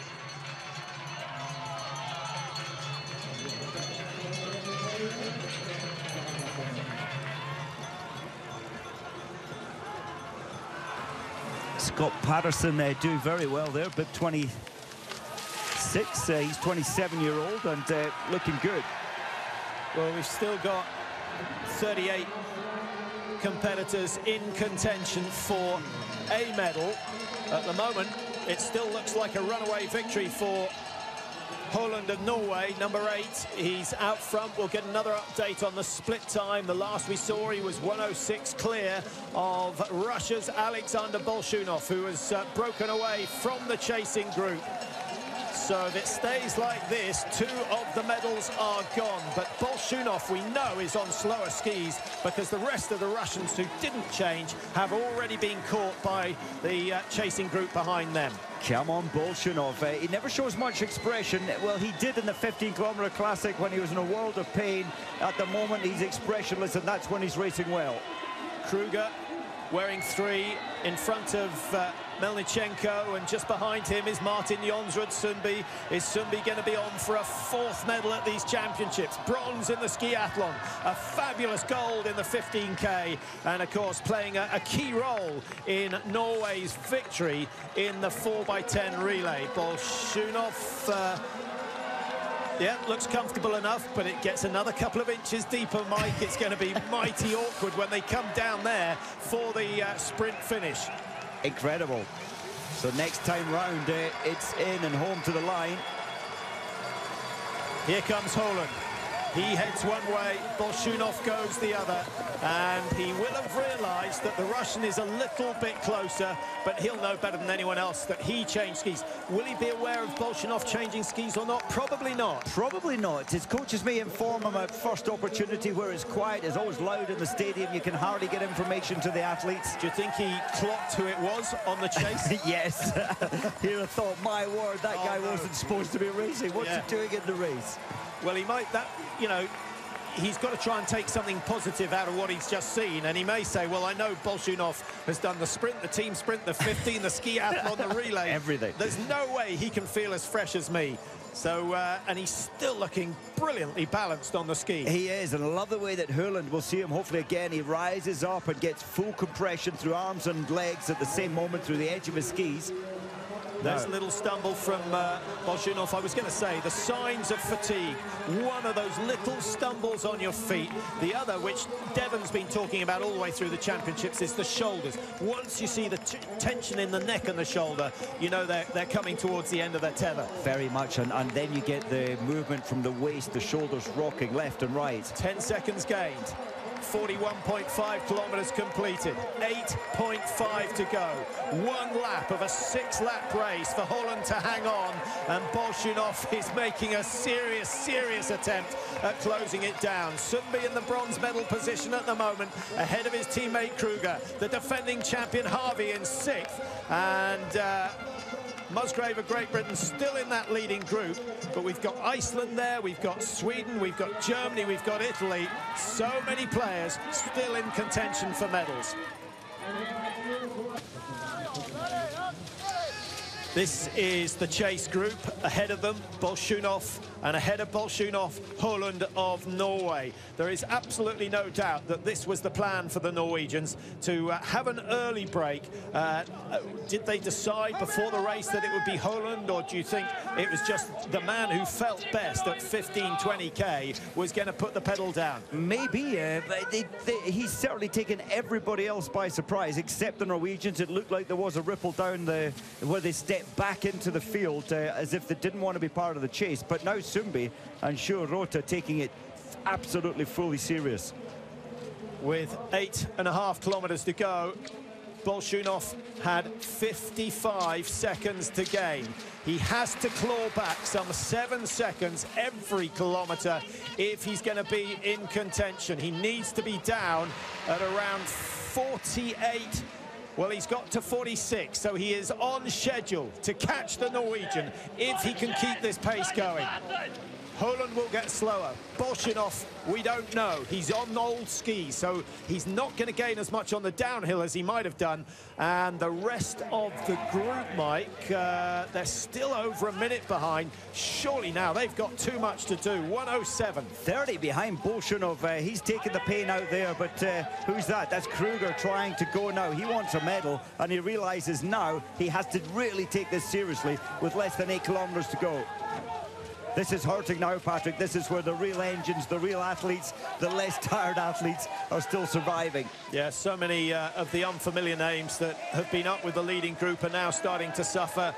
Musgrave, 11. You've got Alex Harvey, 2 in front of him. Great race from Jens Berman of Sweden, who's still in with a shout for a medal. When are they going to start to claw back on Bolsjunov? He was 55 behind Holland last time we saw, and a gap of 24 seconds between Bolsjunov and Sundby last time we clocked it. I doubt this group 30 seconds detached from Bolsjunov. I doubt they're doing the calculations thinking, blimey, we're now chasing the bronze. I think they'll still think the silver's alive, and possibly the gold they may still touch if Holland hits the proverbial wall. If he gets really tired, it's unlikely. Well, they've got a long descent and then this sharp right turn before they start climbing back up to the high point on the red side of the course, and then that long descent into the stadium, which will give them some recovery before they circumnavigate the blue course for the final time at these championships. And 1 or 2 are going to be going for medals, but the pace in that chase group still hasn't gone electric. They're absolutely allowing Kruger. They know that he's the least tired athlete in terms of the last 14 days of activity, racing and stress. So they're allowing Kruger to pull this back. America's David Norris has put in a brilliant race. So many of the Americans coming from Alaska, Mike.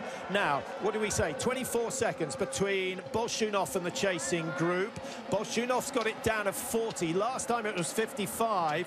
That's in the space of a kilometre. So he's taken 15 seconds out of Holland in the last kilometre. He's still on schedule to be back in touch before they get to 50k. But what about the big group, led at the moment by Simon Hegstedt Kruger of Norway? They were 1:19 behind.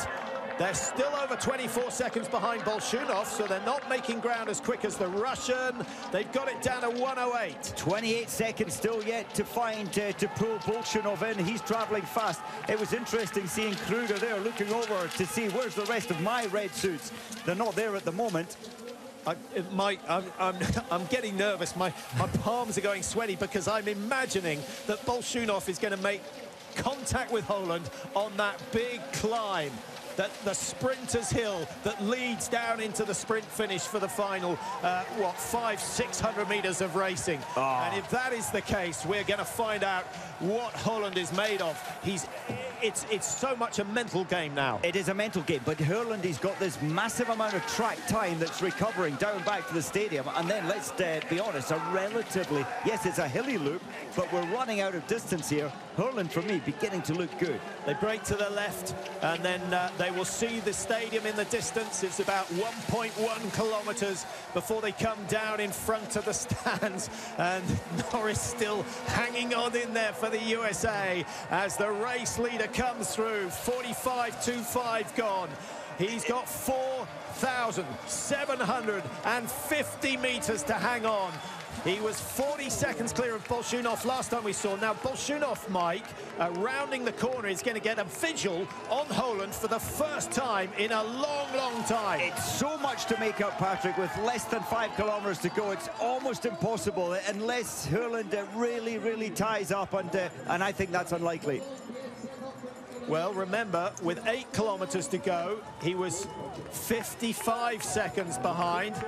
He's now got just over 4 to go. But remember, those skis, he still have, obviously, there's no point in changing at this late stage with 4.75 Ks to go, so he's suffering on slower skis. He's taken the gamble. So far, it's paying off. Bolshunov going past Roman Ferger of Switzerland, and the margin has, it's still come down a little. He's gained another 3 seconds, but we wouldn't have expected Bolshunov to make up any time on the downhill, Mike. The fact that he's taken 3 seconds out of Holland on the downhill means he is still in touch, by my reckoning, because it's the climbs where he's gaining the ground. Oh, look at this. At the front now, the pace seems to have slowed down. And in fact, look at the clock. They've lost pace again. Is that Sumbi slowing it down? No, I think he wants this bronze, so he has to hurt the rest of the field. 108 was the margin. It's up to 113. It seems there's only one medal that Musgrave can go for now, and it is the bronze, but he's got to outsprint some very, very quick skiers.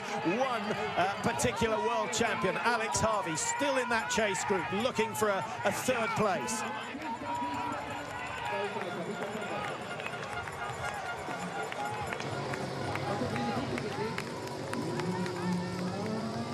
The gold medal has to be out of reach unless something disastrous happens up front.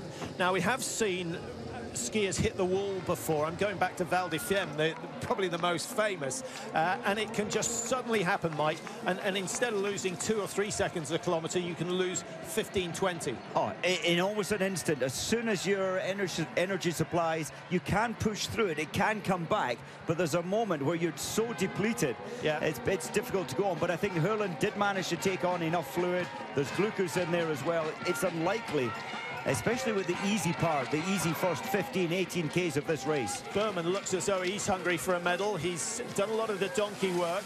Dario Colonia just behind him, and that's a big injection of pace coming in there from Berman. Colonia lives with it. Sundby huffing and puffing goes as well. Kruger is there. Andy Musgrave, the head a little bit lower, the shoulders a little bit higher than we saw before. Is that a sign that finally he's starting to run out of gas? Oh, they're painting, and that's Holland up the front. This is incredible, the strength of his mind, his body today. He's almost foaming at the mouth. He is in a world of pain, and he's got the big bear behind him. He has company. He has company. He has one more big climb to go. There is no doubt that Bolshunov is climbing the easier of the 2 athletes, and that gap that was, what, 37 seconds coming through the stadium is down to 27 seconds. Another 10 seconds clawed back by the Russian, and he's still got 3.5 kilometers to play with. Bolshunov will be thinking, please, not another silver. It's all been silver. Most people would love that, but he's desperate for gold. They met. Well, they've got one more big climb to come, Mike, and Bolshunov will not gain too much time before he gets to that climb. I think he needs to be within 5 seconds of Holland at the bottom of it. Oh, he would need to be, and it's such a huge gap on this terrain to pull back. Jens Berman is leading this. His girlfriend Emilia Svensson, she'll be, next time she sees him, actually, it's 200 meters from home. 1:13 was the gap last time. Nothing has changed. The bronze medal only for one of these men. There's a lot at stake. Musgrave still in there with a chance, but fantastic from Yoshida of Japan. He's raced brilliantly. Norris we've picked out a few times. What about Einarsson of Iceland? He's still there. When did we last see him get a top 10? Isn't that fabulous to see? Einarsson, he's good. He's a good endurance athlete. Top 30s I was expecting today, but that's brilliant so far. 27 last time for Bolshunov. Can he get it down to less than 20? The Russian will be coming round the corner any moment now, and I think Holland must be aware. There he is. Bolshunov, 3 silvers out in Pyeongchang last year. He's already got 2 silvers silvers from Seefeld. He desperately wants a gold. From 27, it's down to 23.1. He's running out. My goodness. But look at this, 2.9. 2.9 kilometers. It's superhuman if you can close that gap. But this man is superhuman. A second every 100 meters now. 10 seconds a kilometer needed by Bolshunov. It's a big ask, particularly when they travel at the same speed on the downhill sections. And Bolshunov has been on those skis for over 30 kilometers. Incredible. That might be his downfall. It might just be his downfall when they come down into the stadium. But even Hans-Christer Holund his skis won't be running that fast at the moment. 2.56 to go. It's the terrain isn't that bad from here on. Then this section's easy. It's only the big climb really that's difficult. Not too bad. You can lose 20 seconds on the sprint climb alone, and suddenly Holund will see what he's got to play with. That cannot be a good feeling for the Norwegian, who, remember, made his break with 30 kilometers remaining of this race. What a strategy. Caught everybody by surprise. The Norwegians were clearly in on the plan. Whether it was just let's maybe sure Rota felt good, maybe he could have gone, maybe they had eyeballed or said, identified, Holund, you're the man, you're going to break free.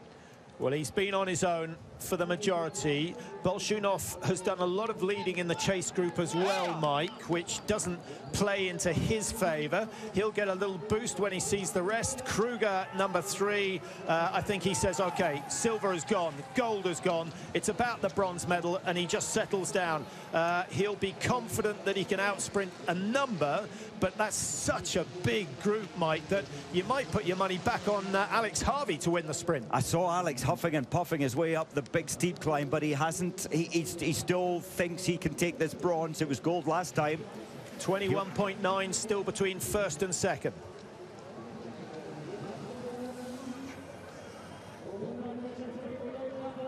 Holund coming down towards the stadium for the last time. He will hear the roars. The crowd totally enthralled by what they've seen today. And the majority, Mike, not only cross-country ski enthusiasts, but they get out and they do a bit of the sport as well. The tracks around Seefeld have been packed with skiers. Even at 7 o'clock this morning, there must have been 50, 60 skiers out there before they made their way up to the stadium. Yeah, there we go. It's time to pray. And the Russians desperate to stop Norway's run of success. Bolshunov is the man they're relying on now. No Ustiakov. Bolshunov was meant to be in bed watching this, and here he is out on the tracks making a phenomenal bid for the gold medal. What an athlete this man is. He was the favourite for most in the 15-kilometre, but he went early. It was a mistake. He didn't get the split timings. Here we go. This is the last big climb, and he has to be in touch before he gets to the top of it. Oh, it's not much. Around the bend, and then he will see the Norwegian. Holund is struggling a little, looking for some firm snow on the right-hand side. He's got another 100 metres to go on the climb. He's desperately tired at the moment, and the roars from behind him will indicate that the Russian is coming. Almost impossible to close this gap. I think it's Holund at 22. He has to stay on his feet through this absolute fatigue through his muscles. That's the only thing I think that could bring Bolshunov to the top. He ups the tempo, does Bolshunov, and he may well be able to... In fact, I don't think he can lift his head up. He's got nothing left to give either. 22 seconds. He knows it's an almighty Herculean job for him now to claim the gold medal. You have to applaud this man. He went with 30 Ks to go, and from a lead of a minute... What, 13, a minute 14 at its best. It has been slowly but surely cut down by Bolshunov of Russia. Holund is safely around the corner. That might have been the last opportunity, because Bolshunov struggling on the top of the biggest, cruelest hill in the Seefeld Stadium. Bolshunov, he knows it's over. Even if Holund took a tumble, it wasn't likely. It's over, but there's the chasing pack. At least they're kept at bay. Well, what a race we're going to have for the bronze medal, Mike. And it's a huge group of somewhat 23, 24 skiers going for the bronze medal. There's a burst of speed from Rota. He's broken away, and I think Kruger... No, it's Sundby who's gone with him. Sundby knows he has to go early. This is Sundby's strength. It's on the climbing. It's not on the sprinting. 49 kilometres in the legs, and Sundby can still dance his way to the top of the steepest climb we have here in Austria. Reuter stays with him. That could be, it could be a secret to a Reuter medal. Don't forget, he already got the gold in the skiathlon. Sundby knows now that the chances are slim. This is how it worked out in the skiathlon, what, 8 days ago. Good line from Reuter. Well, Sundby takes the shorter line and gains 10, 11 metres, but watch Reuter come on the slipstream, because he's gaining. It doesn't matter. I think it's going to come down to that last sprint, Mike, and actually Sundby wants to come into the stadium in fourth and try and overtake Reuter in the last 100 metres. But here's your champion. It has been one phenomenal effort. One unbelievable effort. Only his second World Championship race for Lars Christer Holland, and he takes the gold medal over 50 kilometres.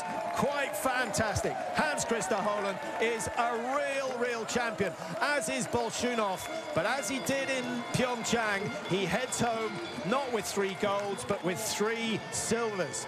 Oh, you have to feel for him. Incredible. He might be annoyed that he let Hurlin go without covering the break, but hey, he's got another silver. The smart money on Reuter, number 1, the faster sprinter, but let's hope that Sundby can put up a fight. Reuter goes on the inside to spring a surprise, and Sundby stays low. I think he should have stayed low just a fraction longer, and now we see the sprint from Reuter on the far side. Is he going to get bronze to add to the gold he got in the skiathlon? Maybe not quite. Great lunge from Sundby, but once again he finishes in 4th place. 1/10 of a second separating them. I thought we'd go to a photo. 8th place for Musgrave.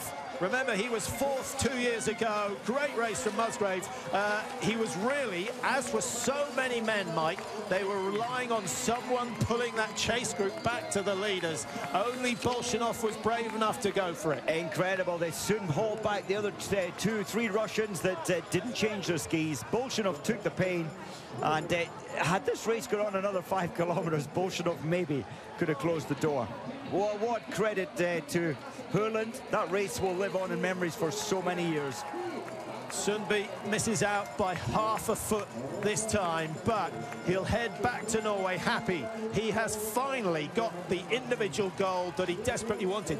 20 races he's raced, 20 individual races he's raced at major championships. Only this year has he finally managed to win one of them, and it had to come in a time trial rather than a mass start. It had to. I'm so pleased for Hurland. He's been such a great worker for the Norwegian team for so many years. Never gets all the limelight as some of the athletes do because he's not a prolific winner, but he is today. He took them on. He took them on so early in the race. And actually, the fact that he's not the biggest name in the team probably played to his advantage, because there was no panic. The history, Lahti, where the Russians closed the gap on Gluresson on that occasion and then lost out in the sprint as a result. I think history, everything helped this man. But wow.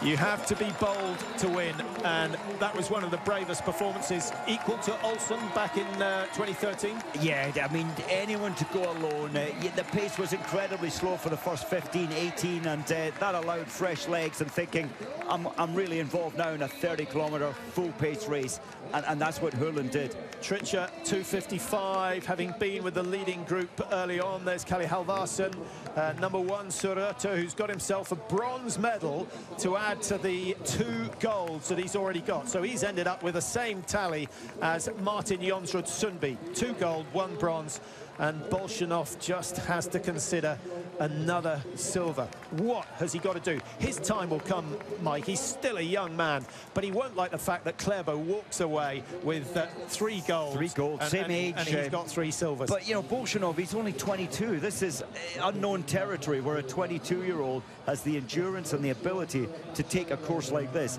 He's there. He's got everything. He just needs to maybe, in the summer, work on his finishing pace and his strategies. Yeah, we know all about about his physical attributes. I think when he becomes a thinker, when he becomes an intelligent racer, Bolshunov's going to win race after race after race. He threw away too many this time, but what a race. And Hans Christer Holland of Norway storming it. 30 Ks to go. He made the break, and he wins in a time of 1:49.59. A negative split for the second 25 Ks here in Seefeld. Norway make it 6 golds from 6. The world champion Hans Christer Holland from the club Lyn. It's in the middle of Oslo. And how many times has he been on the top of the podium in the World Cup? How many times, Devin? He has never been on the top of the podium in the World Cup in an individual race. And today, I'm saying it, and I'm saying it here to you, Karsten, and everyone at home. There has never been a more impressive men's performance than this. Johan Olsen's was very, very, very impressive. He barely held on.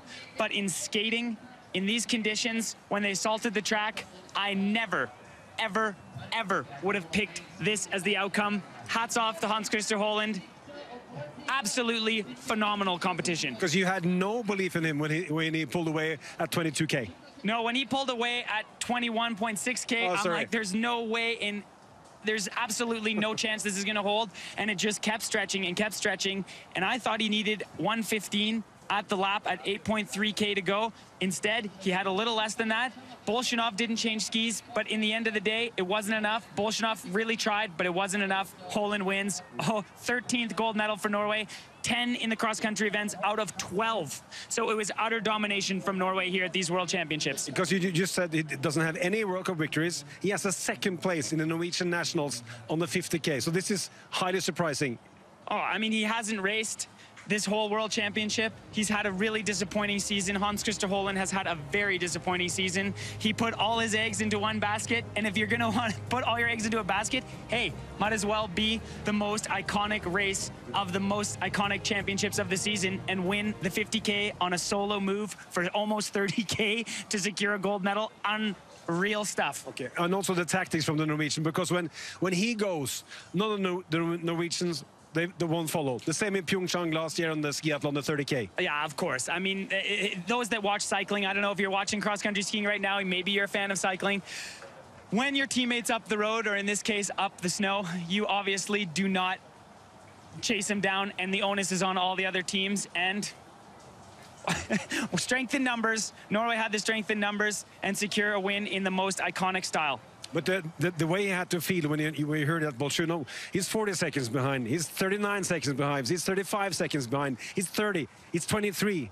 I mean, that feeling. Oh, I can't wait to hear that. I have no idea what that feeling is like, Karsten, because, I mean, I want a team sprint. It's a little something different if you're doing 6 times 3 minutes than going out on a solo move and winning the 50K at the World Championship. So I cannot wait to hear what Holland has to say. The Norwegians will be partying tonight. That was the most iconic thing ever. Yeah, that'd be great. Yeah. Hi. Hey. How are you feeling? Not too bad.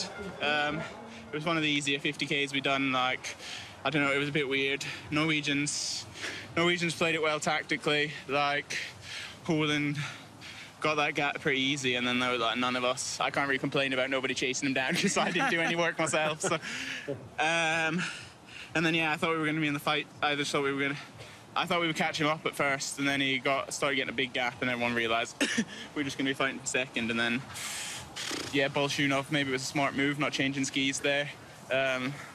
I thought we would for sure catch him, but we didn't. So.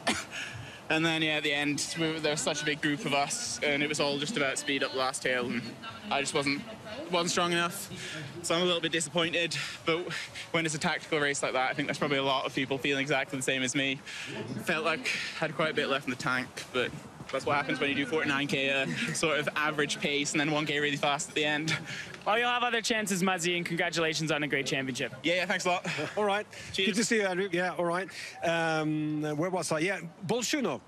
He wasn't supposed to even participate in this race. No, I mean, I'm not stupid enough to try and get myself out of the hole I dug at the start of the show. I thought Bolshunov would be tired. He's raced so many. No, I thought he'd raced so many competitions, and to get the news that one of your teammates is sick, and they're like, hey, you want to do a 50K and plus 10 only a few hours before the start? And he's like, yeah, sure. And then comes out and comes second. Unbelievable.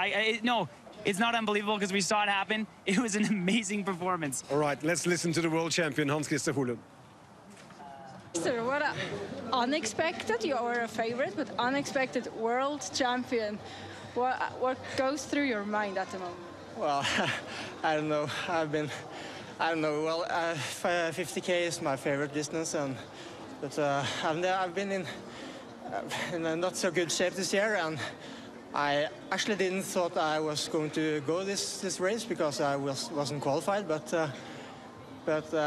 when I finally got the chance, I thought that, well, this may be my last chance to be world champion. So I just had to go for it, and well, I didn't expect that it was going to that I was going to keep the gap all the way in, but it was amazing. Did you realize, because you went for it, yeah. You went to take the lead, did you realize that nobody was following you for quite a while? Yeah, I was a little surprised, and I thought that this race was going to be real tough and that people was interested in going hard from the start, but on the 2 first laps we were just warming up, and I was actually getting a little pissed off, so I just went for it, and suddenly I had a gap. So yeah, it was totally worth it. You're the world champion in 50K. Congratulations. Thank you. Thank you. Yeah, that's the world champion for 2019, together with the champion for 2017, Alex Harvey. How was this day on work? I did everything I wanted to. I positioned myself in the lead at the base of the sprint hill, and then my legs just couldn't go there. But so I have nothing to. There's no regrets, you know. Tactically, I protected myself from the wind, from the pace. I had really good skis. Just the legs weren't there for the final kick, but there's nothing else I could have done. So that's just how it goes. And Devin said, like, no, he's not going to make it when Holland went away after 22K. He's going to blow up. He's going to blow up. Yeah. Well, we knew the Norwegians wouldn't chase. Sorry, but I thought the Russians were trying, but I think Hans-Christer was just too strong for us today. He just kept putting time, and then he lost a bit in the last lap, but the gap was already at the minute, so it was too much for us. No, it's hats off to him. He was really strong and really gutsy. So yeah, I'm happy for him. Were you a little surprised that the pack didn't try and react earlier? I mean, to go at that early, yeah. I know he wouldn't react right away, but were you surprised that the pack didn't react till they did? Yeah, a little bit, but I think nobody was, other than maybe Sjur and Martin, nobody was feeling good enough. You saw Dario was good on the last hill, but not as good as he can be. Same with Maurice. So the great skaters of the pack were just maybe not strong enough to chase him today. So people started thinking about silver medal pretty early in the race, I think. And last question for you, Alex. This is your last championship race of your entire career. You're wearing a world champion bib. That's got to feel good. I know you didn't get the medal or the gold that you wanted, but what are the feelings now? Honestly, like I thought I'd have different feelings than I have now. For me, I treated like that like another race. So far, I was really excited for the race, but not more than I was before the Lahti World Championship or Falun. So I kept it simple, did the same thing, but so far I don't feel much different than the other races. So we'll see if it comes later in the season. Well, that's good because you have a 50K in Holmenkollen to do next week. So we'll let you recover and get ready for that. Thank you. Bye.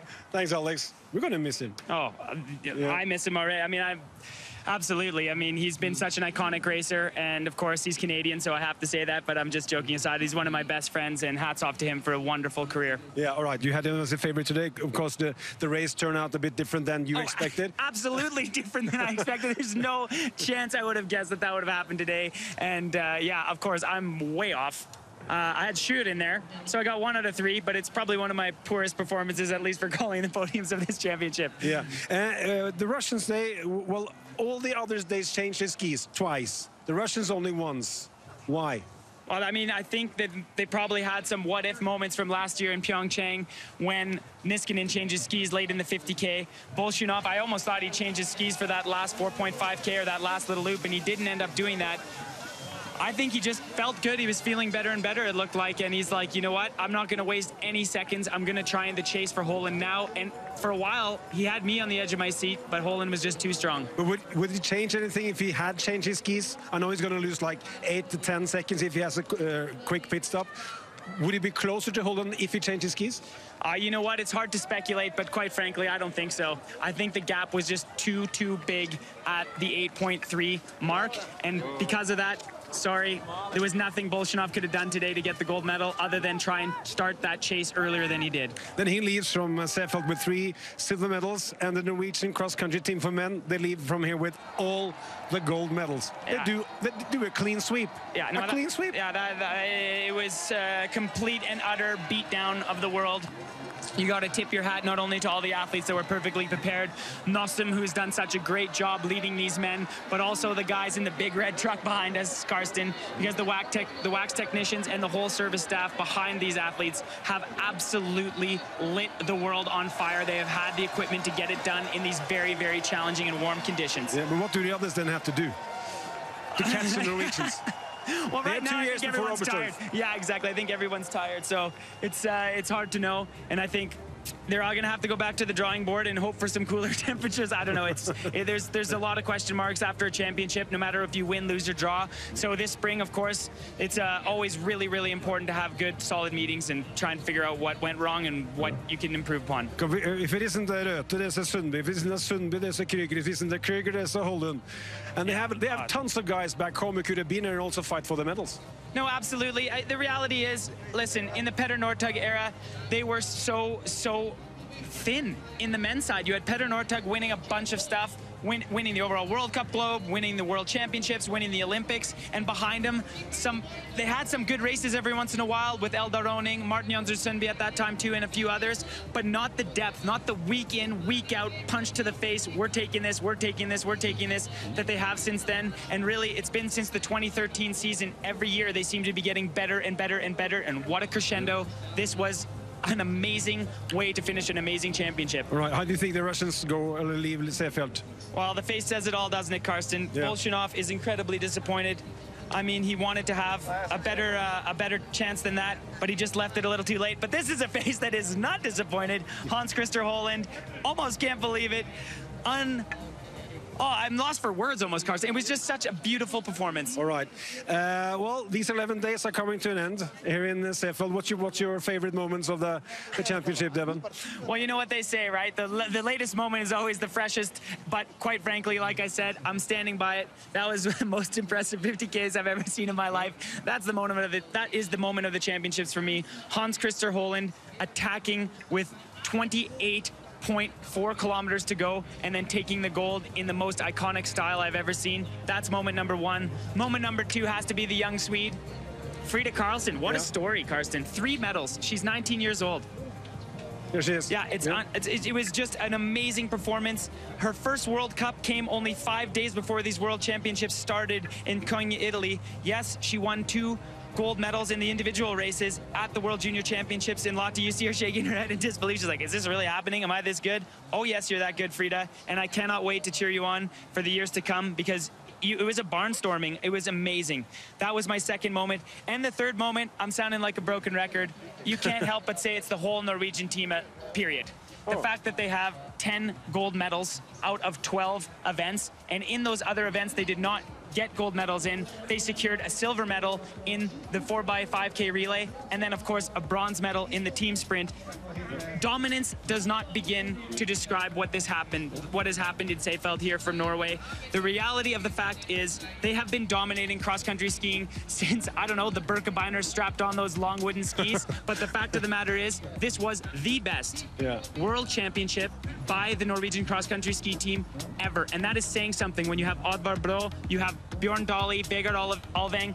No, sit down. This is the best ever. Unreal. And your Norwegian is getting better and better with the pronunciation there. Yeah. I still have some work to do with there. Sorry, honey. My wife at home is obviously ribbing me with that, but we'll keep working on it. All right. That's it from us from Seefeld. The next championship is in 2 years, and we go to Germany, to Oberstdorf. Thank you so much for watching from our wonderful team here in Seefeld. I hope you had as good time as we had. Oh, we had the best time. Hope to see you, and goodbye.